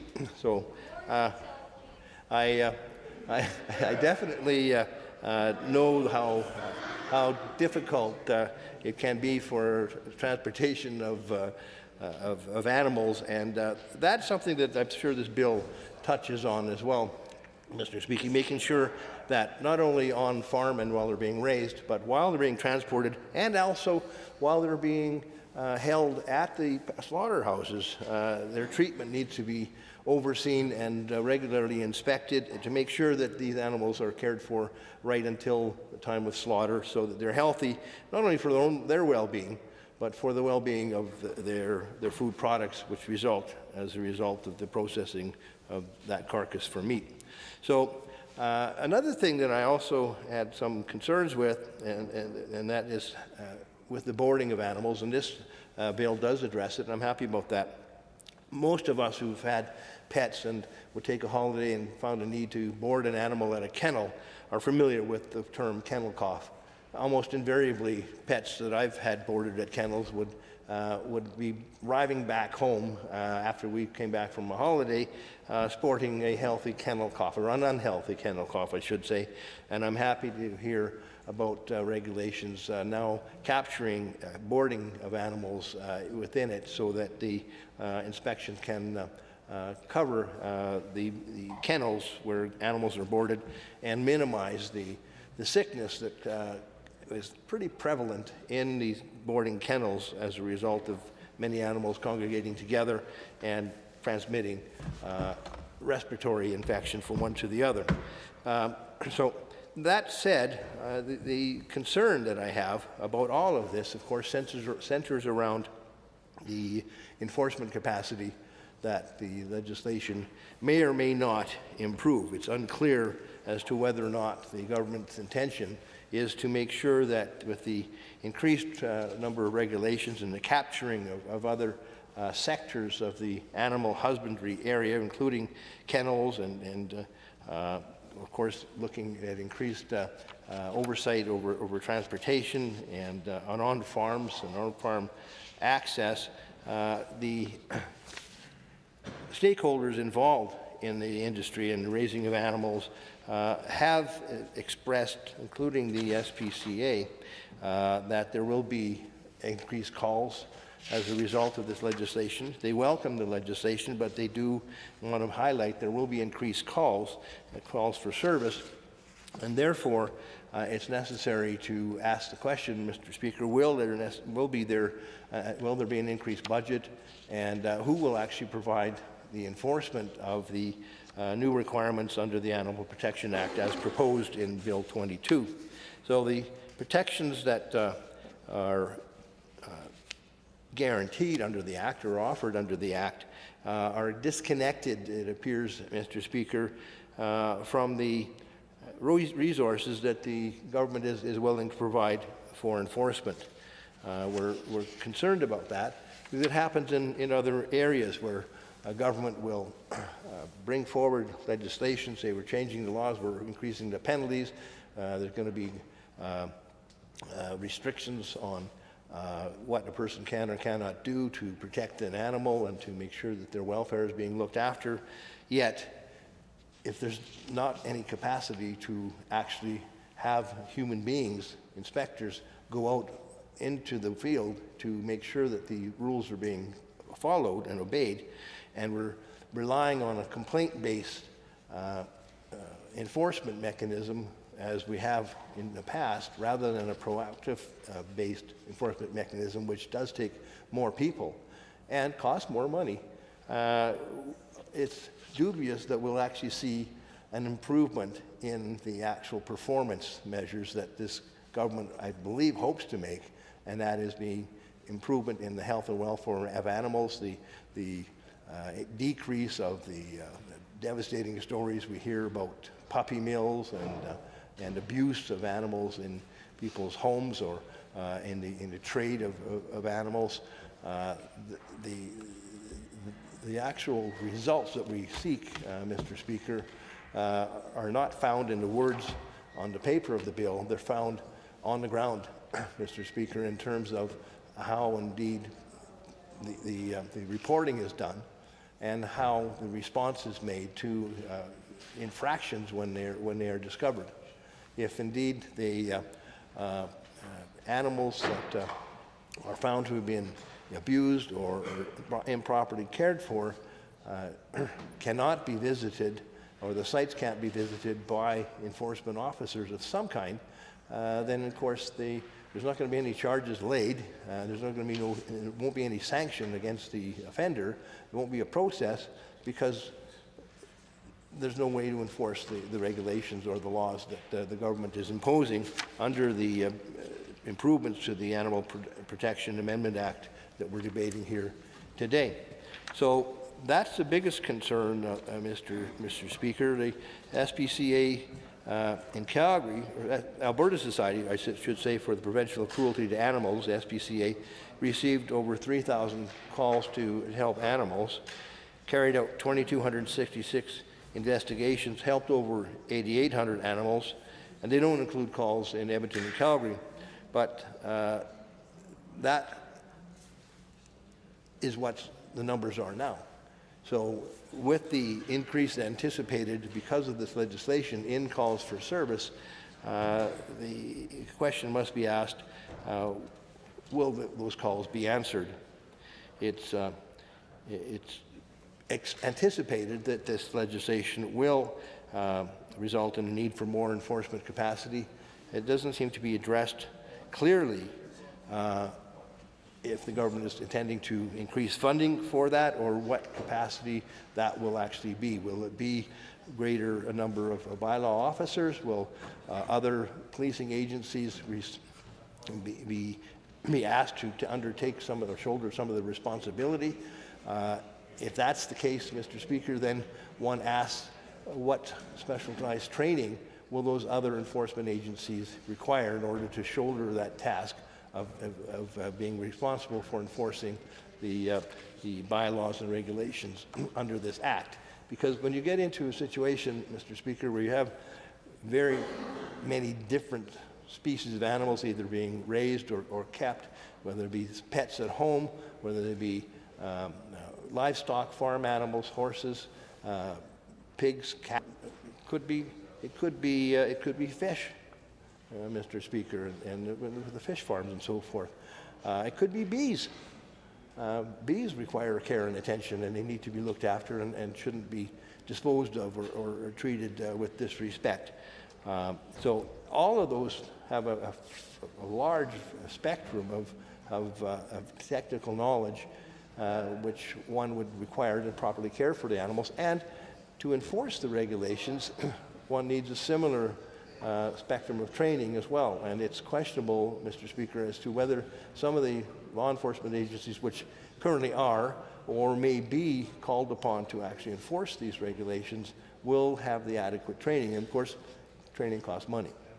So will the enforcement officers that are either newly hired or those that are currently in the field be updated as to the training that they are expected to take so that they can properly enforce the regulations. I know that when we were killing 125 chickens on a Saturday on my uncle's farm out by Bruderheim, we followed rules and regulations as far as those that we knew at the time to humanely kill the animal, to make sure that the animals as they were raised had proper food and water and shelter, and were looked after and protected from predators for their own well-being, and also to make sure the food supply was safe. So, Mr. Speaker, we do need to know about the ministers and the government's expectations with respect to training and with respect to enforcement capacity. With that, I'll sit down and let somebody else speak. Are there others? The member for Edmonton Decore. Well, thank you, Mr. Speaker. I rise to speak to Bill 22, and I rise in support of the bill. But I wanted to highlight a number of areas that I see as root causes that are leading to the consequences that we see and we are trying to address, which has not been factored into the debate so far. So I feel like I need to highlight the root causes that the problem that Bill 22 is attempting to address is important, something that the members of the House need to take into consideration and then see what else needs to be done than addressing when there is a distress or there is an abandonment, but what are the causes of those situations? As New Democrats, this side of the House, we support the improvement of this outdated legislation that protects the animals. Many of these changes introduced through this bill better align with Alberta and with other jurisdictions. So this is a bill that confronts a growing but too often overlooked consequence of the current affordability challenge that Albertans are facing. So, Mr. Speaker, when people's affordability are tested, we see the ripple effect, not only on people, but we also see it in animals. We see widespread neglect, abandonment, and distress of animals. And this is because that their lovers is challenged with the current cost of living. So, Mr. Speaker, across our communities, families are facing rising cost of living. Housing, groceries, utilities, all are increasing, and many simply cannot keep up with. Over 1 million are struggling with utility costs. That's 22% of Albertans pay the rate of last resort, which means that they pay higher than we do. And by the way our policy is designed, those happen to be the ones who are financially challenged. So if you think about it, those who will require some sort of support for the utilities because of their income, because of their credit history, because of other challenges, are the ones that happen to pay more than we all, members of this House, pay on a monthly basis. Over 1 million are being priced out on housing, so housing affordability and rent is a challenge. And nearly 1 million are without access to family physicians, and over 1 million are facing food insecurity. These are the numbers that show on food banks, poverty reports across the country demonstrate that people cannot afford their cost of living. And this has a ripple effect on animals. So the animals are then distressed as well. I have to acknowledge the bill is trying to make an attempt to address some of the problems in terms of how we tackle that. but it fails to deal with some of the reasons why such a distress is more common now. There are Albertans making impossible choices every single day. And in these circumstances, even the most compassionate pet owners are being pushed to their limits. And again, that has a consequence. Veterinary bills, food costs, grooming, and basic care are no longer routine responsibilities. They are becoming unaffordable luxuries rather than the necessities of these animals. And this has a consequence again, Mr. Speaker. These results are heartbreaking because animal shelterers report people are dropping their animals. Rescue organizations are stretched. Vets are being surrendered in a rate that is not commonly seen. Some are abandoned outright. So there are factors that are leading to these situations that people are facing. So these animals who depend entirely on people for care are becoming silent victims of the economic crisis that they have not caused at all. And we must be honest in this chamber, this did not happen in a vacuum. This happened because of policy choices. This government has failed to adequately address the rising cost of living.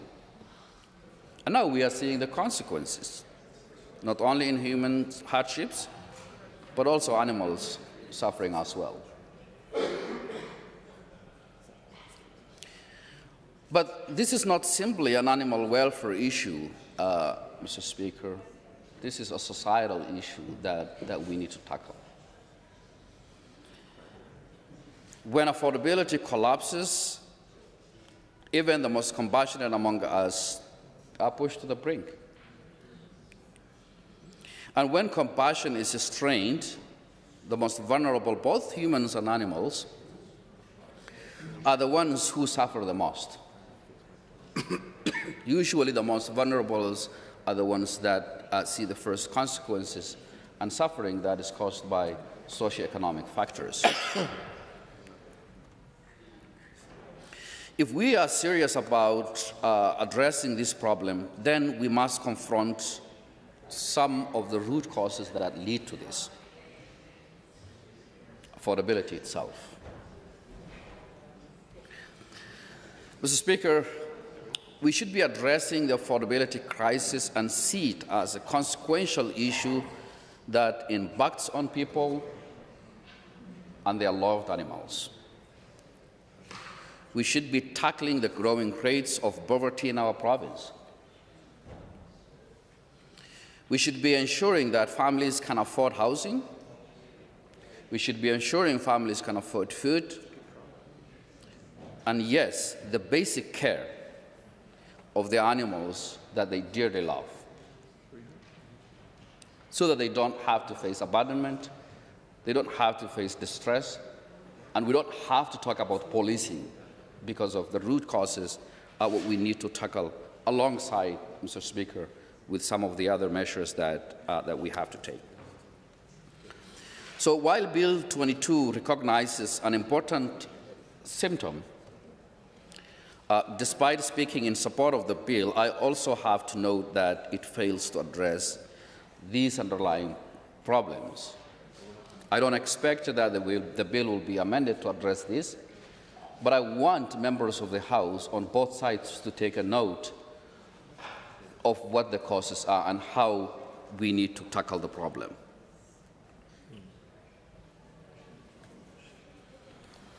So the bill, Mr. Speaker, Bill 22 recognizes, as I said, these important symptoms, but we're not dealing or we're not meaningfully reducing the cost of pressures that families are facing. We're not providing a long-term solution to the poverties that we see within Alberta families.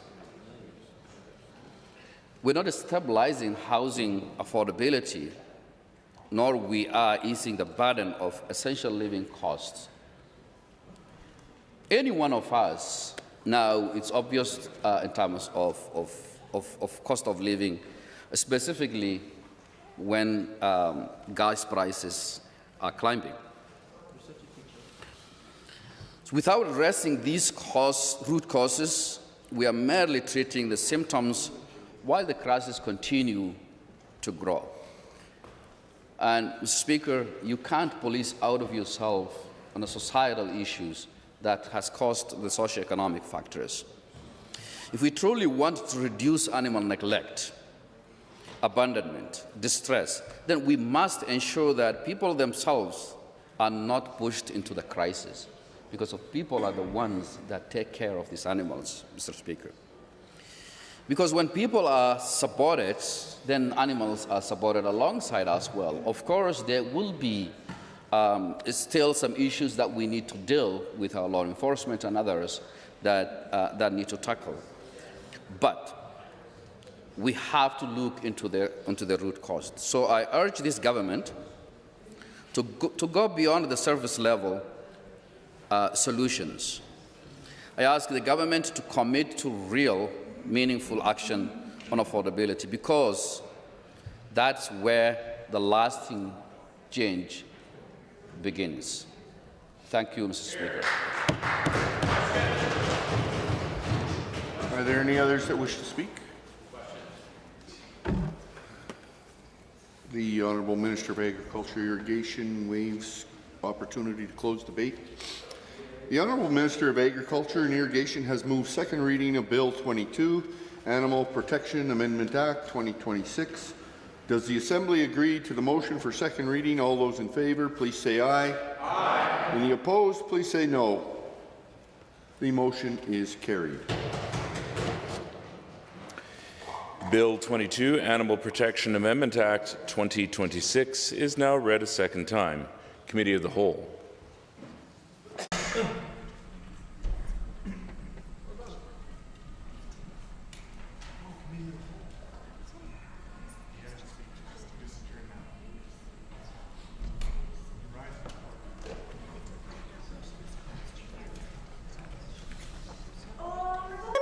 I'd like to call Committee of the Whole to order. Committee of the Whole has under consideration Bill 21, the Interprovincial Trade Mutual Recognition Act. I see the Honourable Member for Edmonton City Centre. Thank you, Madam Speaker. I appreciate Madam Chair. I just can't seem to get those straight these days. Madam Chair, it is a pleasure to rise and speak to Bill 21, the Interprovincial Trade Mutual Recognition Act. And what I will say off the top, Madam Chair, this is a good piece of legislation. It is looking to do some good things. In particular, this is going to be good for small businesses in Alberta, and that's a refreshing change. Because I have to say, the record of this government for helping small businesses in Alberta has been relatively poor. Well, unfortunately, their record for hurting small businesses in Alberta has been quite good. Let me talk about that a little bit, explain how this government has been challenging for small businesses in the province. You know, we look at how they have continued to raise costs for small businesses. Think about insurance rates, Madam Chair. We know that Alberta insurance rates have been fluctuating between the highest and the second highest in the country under this government ever since they removed the rate cap that was in place in 2019. In fact, its estimated rates in Alberta went up by around 35%. Just up to 2024. Now, the UCP chose to let that just go on. They dragged their feet for years. They did nothing to help individuals. And of course, that did nothing to help businesses, because so many businesses, Madam Chair, rely on vehicles. For fleet vehicles, sole proprietors who have to get around, who have to go to different job sites. Those costs went through the roof and drove up costs for small businesses for years. And then what was this government's solution? Well, this government's solution was to come in with a piece of legislation that then said, and we'll let your rates go up by 15% for the next 2 years. So, first point, where this government has been hard on small businesses, raised their costs, made it more difficult for them. despite the benefits that we may see from Bill 21. Second, utility costs, Madam Chair. 2019, we saw the UCP also remove the price cap on electricity, and we saw skyrocketing utility bills for businesses across the province. Utility rates that as much as quadrupled during that period at points.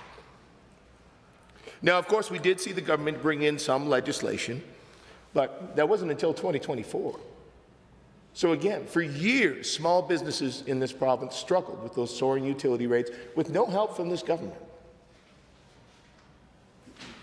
Even through the midst of the pandemic and all the other blows that they endured. Indeed, as my colleague from Calgary, Glenmore, said at the time of the legislation, they closed the barn door after the horses had already bolted. A little more currently, Madam Chair, we think about fuel costs. We have soaring fuel costs right now due to the U.S. President's war on Iran. Now, what we know is that, of course, is going to be driving up costs for everyone in our province, including businesses. And of course, you know, Conservatives love to talk about all the impacts of high fuel costs, how that drives up the price of absolutely everything. And indeed, the federal cousins of this government are talking right now about the need to reduce fuel taxes to support individuals and businesses. In fact, the government did do something the last time we were in this kind of a situation. When Russia invaded Ukraine back in 2022, they introduced a fuel tax relief program. That was before the current premier. That could reduce the amount of tax collected up to the full 13 cents per litre, depending on where the price of oil was. So there's been an awful lot of folks who have been asking if this government would provide that relief again. And chief amongst them, a lot of businesses for whom this is driving up costs. Even the Canadian Taxpayers Federation. So we're not just talking about crazy socialists here, Madam Chair. We're talking about folks like that are well inside the Conservative camp, that are calling on the government to pause the provincial fuel tax. Now, what was the Premier's response to this? Well, even if we took off 13 cents, well, the price would still be high. Literally. That was her response in her radio program on Saturday. Won't make enough of a difference. Why should we bother? Finance Minister, we just heard him in the House today, said, well, we don't want to be too reactive to the needs of Albertans. I think being reactive to the needs of Albertans is precisely what government is supposed to do, Madam Chair.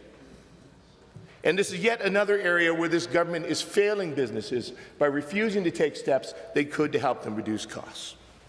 Another one, Madam Chair, as we talk again about Bill 21, the Interprovincial Trade Mutual Recognition Act, which is about supporting trade, and in supporting trade, supporting small businesses. Unfortunately, another area we've seen this government fail small businesses is public safety. Indeed, when I raised this concern in this House about the impacts of public safety and social disorder on businesses here in my constituency, the Minister for Assisted Living and Social Services stood and called it a made-up NDP crisis. The fact is, Madam Chair, last summer, ahead of the fall municipal elections, the Alberta Business Council surveyed all of their members, everyone from the top CEOs of some of the largest companies in our province to the owners of local businesses in rural areas. You know what they found, Madam Chair? 94% of business leaders were concerned about public safety and crime in their communities, and they ranked it as one of their top priorities. And wanting to see government take action to tackle crime, invest in mental health and addiction supports, and work to keep public spaces clean and welcoming. The Edmonton Chamber of Commerce has called for the same. This government continues to take next to no action. A lot of performative steps, a lot of half measures, but they are failing to provide the supports that our municipalities need.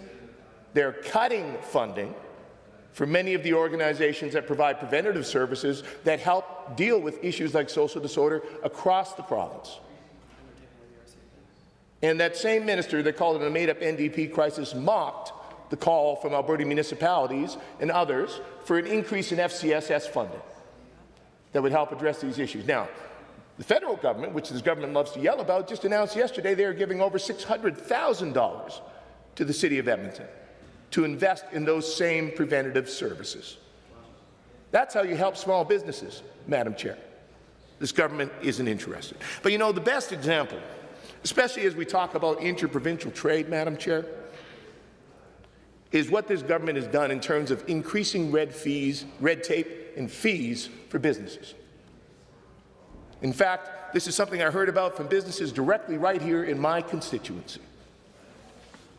So last year, Madam Chair, January of last year, we had the announcement of a cooperative agreement. So we had something good happen. Between the governments of Alberta and BC, there was a cooperative agreement announced in January of last year that allowed for direct-to-consumer wine shipping between BC and Alberta. Now, the summer before, the Premier stood and she said, hey, this deal is going to be a win for Albertans and British Columbians. This is going to promise more market access for businesses. That's going to be more prosperity for Albertans and British Columbians. But you know what? That deal was barely in place for a couple of months, and this government turned around and just wiped it out. They did this by introducing this new wine markup system and something called the ad valorem wine tax. So what that did, Madam Chair, is effectively added an additional percentage-based markup on all wine bottles that were over a certain price, starting at $11.25 a bottle. So immediately people started speaking up from the business community, Madam Chair. BC wineries noted that with that in place, Alberta was now effectively putting a higher tax on BC wine than the United States. Well, recall, Madam Chair, this was right at the time when our friends in the United States, well, let's not besmirch all Americans with the actions of their president, when President Trump was talking about annexing our country, driving up tariffs on everything. We were working to try to support each other as Canadians, and this government elected to start charging Canadian wineries more than Americans to import into Alberta. So under the current under the U.S. policy at that time, Canadian wine was subjected to 25% tariff. This government put in a $4.11 per litre markup, and then with the ad valorem tax of up to 15%, they put their tax range into the range of 26 to 28% for many wines from BC. Who did that hurt, Madam Chair? That hurt restaurants. They were already facing, of course, the rising cost of utilities, the rising cost of food. They're already dealing with the fact that their guests were spending less due to inflation and their shrinking disposable income, because, of course, this government has done next to nothing to help Albertans with their affordability issues. And so then this government introduces a new tax which raises their costs even higher. Not just the restaurants, Madam Chair, it hurt workers. Donna Fung from the Vin Room in Calgary. Quote from her, when I talk to my fellow restaurateurs, they're saying they're cutting hours because you have to find the cost reduction somewhere. So not only did this government hurt businesses outside of Alberta, despite talking about how much they want to reduce trade barriers, they raised them. They hurt Alberta restaurants, who are struggling then with the higher costs this government imposed on them. And then they hurt Alberta workers by forcing those restaurants to cut the hours. And the government members are chirping now because they don't like to admit when they made a mistake. They love to bring up the history of everyone else, Madam Chair, but they can't admit when they've done something stupid. And the fact is they did something incredibly stupid here. The Minister of Forestry is chirping in now, Madam Chair. He's been sitting there in that government for I don't know how long. And he knows precisely how many stupid decisions they've made at the cabinet table. He's been there to vote for them. The fact is, Madam Chair, they hurt Albertans and Alberta businesses. The Alberta Hospitality Association, their comment on the policy that I can only assume was supported by the Minister of Forestry, said policy decisions ripple. When they hit small businesses, especially restaurants already on the brink, the consequences are real. Job loss, business closures, and an even tougher economic recovery. And you know how they wrapped up their statement, Madam Chair? They said, what we'd just really like is to have a seat at the table. So isn't that just the kicker, Madam Chair? All of those impacts this government had, all of the ways they hurt businesses, hurt Albertans, hurt trade, and they had never consulted on the policy.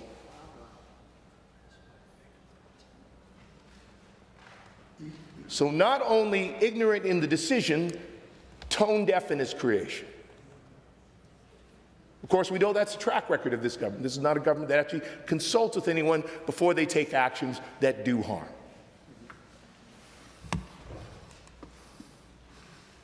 It also hurts small businesses that deal in the wine industry, some of them here in my own constituency.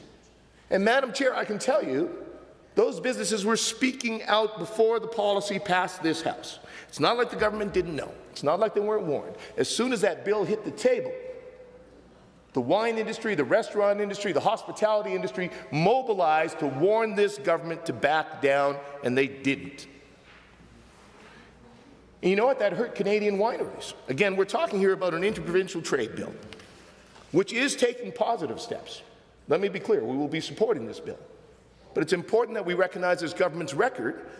They hurt Canadian wineries because you know what, Madam Chair? Virtually no Canadian wines were priced below the $11.25 threshold they set. So that meant then they were adding a price pressure, an incentive not to buy Canadian wines, to buy instead mass-produced American wines and wines from other countries because those fell below the threshold.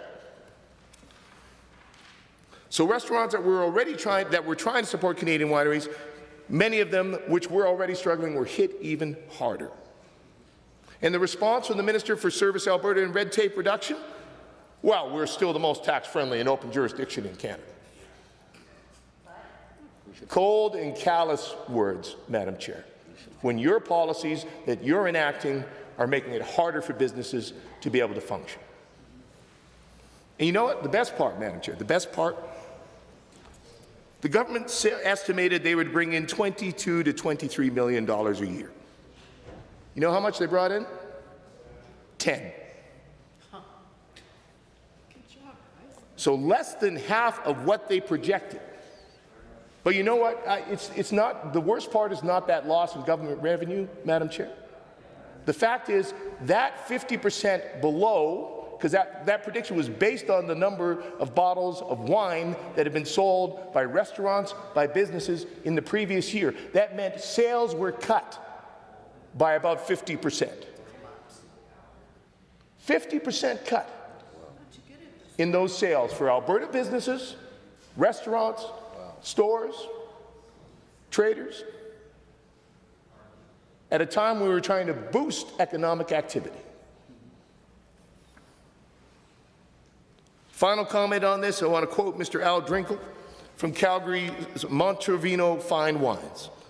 I'm honestly exhausted from dealing with this to such an extent over the last year. I feel like I have my real job back.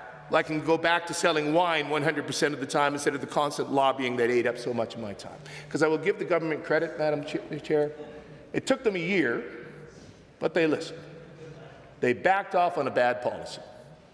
But folks like Mr. Drinkle had to spend half their time, instead of running their business, lobbying this government because they refused to listen to them before they forced a bad policy through. And we had a 50% loss of income on the sale of these bottles of wine amongst Alberta businesses and business people.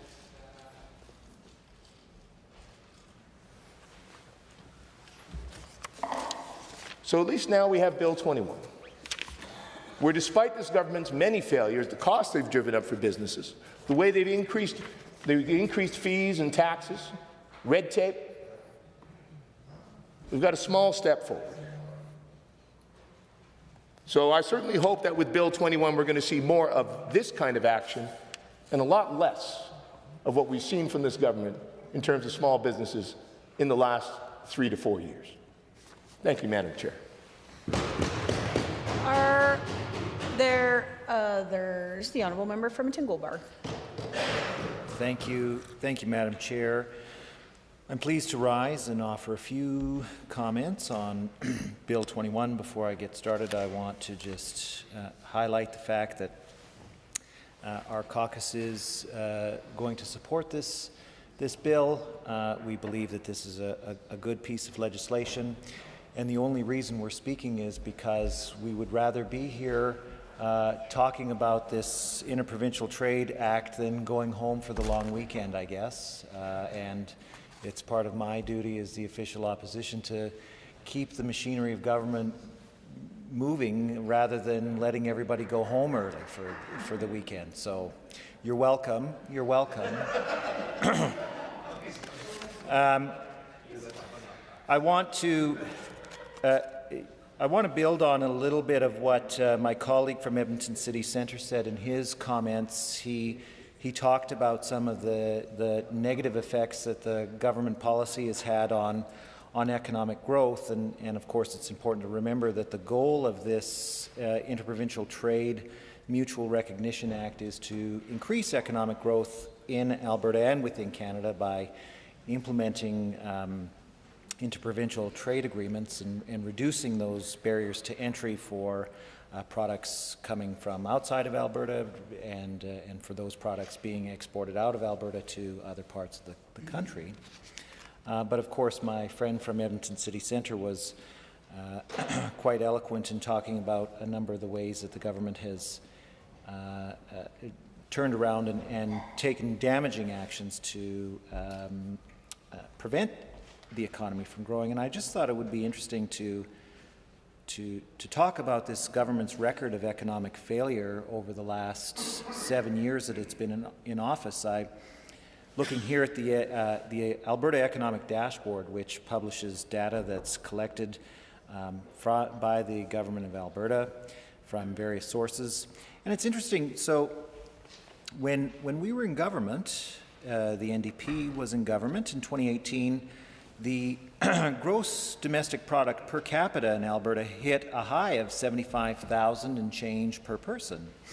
And ever since the UCP was elected, it has steadily declined, and so it's now only $71,000 per person, or it was $71,000 per person in 2024.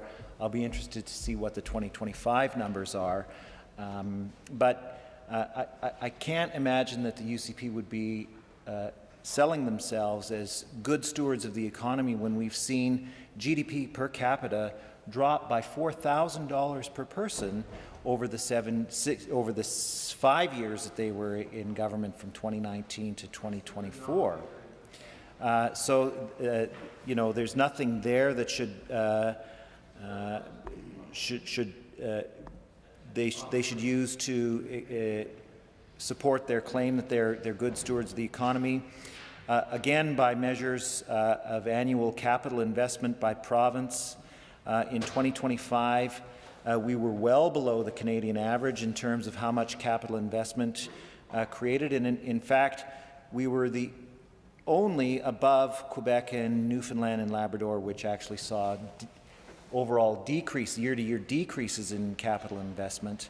So we were the third last province in the entire country when it came to capital investment in 2025. And of course, the government likes to pat itself on the back when it comes to allegedly creating jobs. I just want to remind all members of the House that when we left office in 2019, the unemployment rate in Alberta was 6.4%. and it's now hovering around 6.5%. So over the last 7 years, this government has done absolutely nothing to put more people to work. In spite of everything that they claim to have done to spur the economy, you know, cutting taxes and cutting minimum wage and allegedly reducing red tape and all of these things that they claim to do, it's had no measurable impact on the economy, and in fact the economy is now objectively worse than it was when we left office in 2019.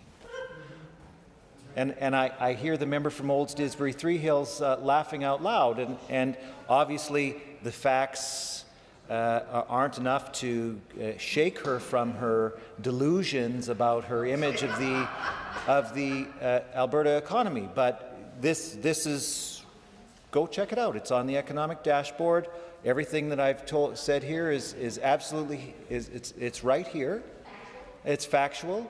Like, the numbers don't, maybe I lie, but the numbers don't lie. And I would never, right. Yeah, raise a point of order. Oh, sure, not like,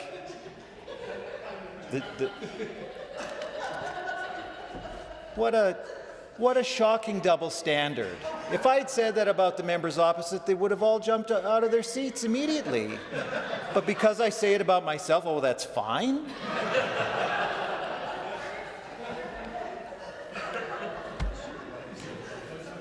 Hypocrites. Hypocrites, all of you.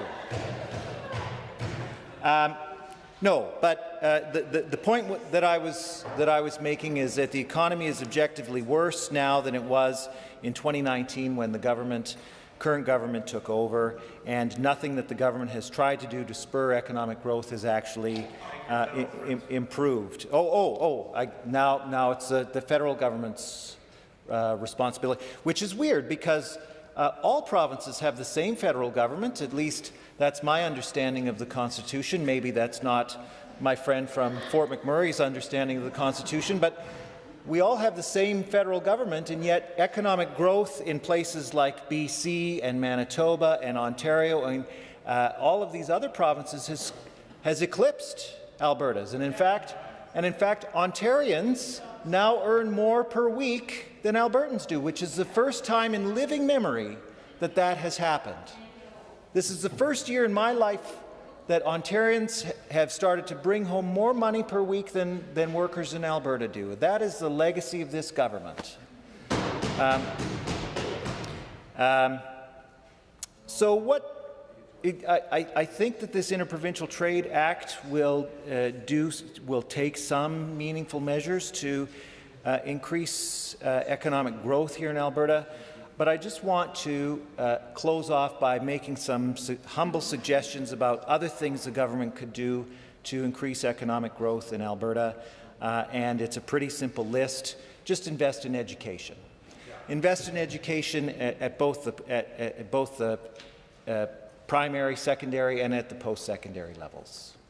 You know, we have one of the lowest funded per student education systems in the entire province, and we are now reaping what this government has sown with respect to its changes and its neglect of the education system, in that our students are performing worse on provincial achievement tests than they ever have in this province.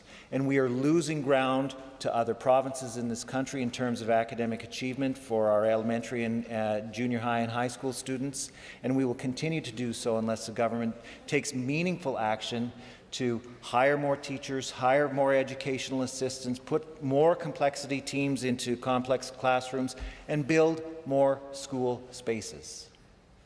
We need to make those fundamental investments in education, because it's not just the resources that we have here in Alberta that build a strong economy, but it is smart people who are able to take advantage of the gifts that we have here in Alberta that are the actual drivers in an economy.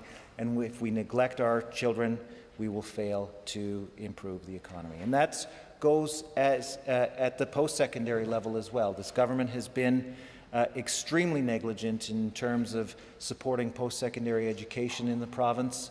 The training and the research and the development that happens at universities and colleges is of critical importance to growing an economy that's prepared for the future, and the government is simply letting future generations of Albertans down by not investing in the education that we need today. So I will close by summarizing my arguments. This government has a terrible track record of economic growth. I'm pleased to support this piece of legislation, because at least it will help heal the damage that this government has done a little bit. And if the government is serious about its goals of growing the Alberta economy, it would invest more heavily in education. Thank you, Madam Chair. Have the wheels turned enough? Nope. The honourable member for Edmonton Glenora. The wheels on the bus, Madam Chair. Thank you very much to my colleagues for speaking to this bill before I did. It gave me a chance to think of some titles that might be better. The current title is Bill 21, an Interprovincial Trade Mutual Recognition Act. It could be called the Better Late Than Never Bill. It could be called Helping Government Try to Speak Out of Both Sides of Their Mouth Bill. whatever it is, it's definitely not making things worse, which is my standard for supporting a bill in this House. It is not as high a standard as I might aspire to, but this definitely won't make things worse. I wish it would have made things a lot better. So here it is, just to review a little bit of why we're here today. In the fall, November, actually, the Premier and I believe the Minister for Jobs, Technology, Jobs, Economy, Trade, and Immigration. Thank you. The I. The JEDI Minister and Premier agreed to the Alberta Interprovincial Free Trade Pact, so it's an act to implement the pact. The federal government, of course, brought forward their One Canada Economy Act. And when I was thinking about both of these initiatives, one of the main ways that I think a lot of Albertans I represent, Albertans and my family, have tried to push back against the tariffs and the threat that we've been feeling very much from our partners to the south, or what were partners to the south, has been how we use our money, how we invest in our local economy, shopping local, these types of things. I know that grocery chains have definitely been saying made in Canada on lots of products. Some were made in Canada, some weren't, but they've been encouraging people to take this opportunity as part of a bigger country to act as one Canada and to support a Canadian economy.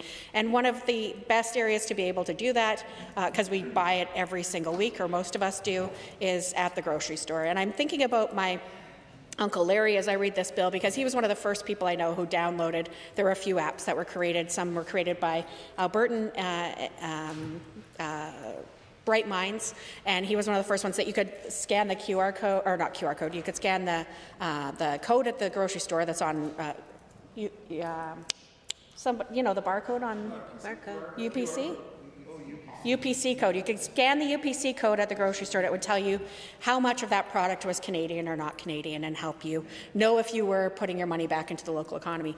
And it's been a lot of fun spending time at his house lately, because we pretty much, the only fruit he has is blueberries, because it's so hard to get Canadian fruit this time of year. And I was thinking, wouldn't this be a great opportunity for us to tackle how a lot of us are trying to spend our money and supporting Canadian by supporting food products through interprovincial trade? It's one of the things that's exempt from this bill, and one of the things that we have the most opportunity to use our money to engage in supporting the Canadian economy. Other areas that are exempt are alcohol. We just spent some time supporting the wheels of motion of this place, debating the Alberta Whiskey Act. Again, whiskey is exempt from this act. We know that we've got a number of local cannabis producers. Cannabis is exempt from this act. Live animals, tobacco, and plants as well are exempt from this act. And for some of those, I imagine, specifically thinking about live animals, I'm also thinking about a speech given recently by my colleague for Edmonton McClung, talking about transport of animals. I get that some pieces might need to be exempt, but I think for a lot of Canadians, we would like to see the local government, provincial government here in Alberta, the current one, do more to address barriers around a number of those other areas, particularly food. One of the food products that I don't think we talk about enough in this place is our honey producers. Our bee farmers here in the province of Alberta produce. I'll talk about those bee farmers. Thank you very much for the encouragement from the member for Edmonton Gold Bar. Bee farmers, in the Peace Country in particular, in northwestern Alberta, we have some of the best honey in the world and some of the largest producers in the world. And it's one of the things that I often try to give to people who are visiting from out of town or out of province or out of country. And wouldn't it be great if we could open more opportunities? I know a lot of us buy Quebec maple syrup. If we could create more opportunities for people in Quebec to buy Alberta honey. I think that we have a lot of these types of food products that could be of benefit to our national brand, and finding ways to continue to support a growing, strong Canadian economy, and particularly when what have been our biggest customers in the past and what we've been the biggest customers to are not being good partners. I also want to acknowledge that we do have some issues around integrating supply chains right across this country, and that's one of the reasons why under the NDP government we worked so hard to expand market access with things like oil by rail and creating more opportunities to be able to get our products from east to west as well. And what else did I highlight here that I want to make sure I touched on? Oh, the fact that here in Alberta we're one of the last jurisdictions to introduce this type of legislation. And the current government said that one of the reasons why they've done that is because they wanted to take a chance to learn from other provinces and territories, and they've certainly had a lot of chances to learn. So again, to keep this relatively succinct this afternoon, Madam Chair, Thursday afternoons are one of the best times of the week to be in the legislature. I hope everyone's having a great time hearing these remarks on a bill that doesn't make things worse. Therefore, I will very happily vote in support of Bill 21 and thank my colleagues for contributing to this important debate. And hopefully we can see legislation in the weeks or months to come that address alcohol, cannabis, food, some of those key areas that I know Alberta Products could very happily bolster opportunities in other jurisdictions to support our local producers. So yeah, with that, Madam Chair, I will take my seat and look forward to hearing the remarks from my colleagues opposite. Is it time now? Are there others? Seeing none, I will call the question. On Bill 21, the Interprovincial Trade Mutual Recognition Act. On the clauses of the bill, are you agreed? Any opposed? Carried. On title and preamble, are you agreed? Any opposed? It's carried. Shall the bill be reported? Are you agreed? Any opposed? That is carried.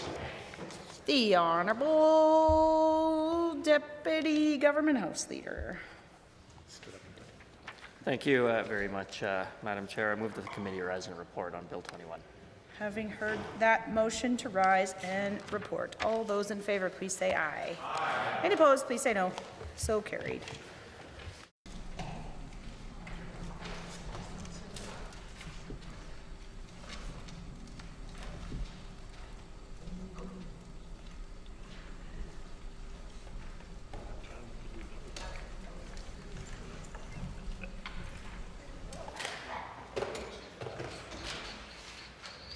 The Honourable Member for Athabasca Barhead Westlock. Madam Speaker, the Committee of the Whole has had under consideration certain bills. The committee reports the following bill, Bill 21. The Assembly concur in the report. All those in favour, please say aye. Aye. Any opposed, please say no. So carried. The Honourable Deputy Government House Leader. Well, thank you very much, Madam Speaker. I hope everybody has a wonderful long weekend. I move that the Assembly be adjourned until 1:30 p.m. on Monday, April 13th, 2026. Happy Easter to all. Having heard that motion, all those in favour, please say aye. Aye. Any opposed, please say no. So carried. House stands adjourned. Happy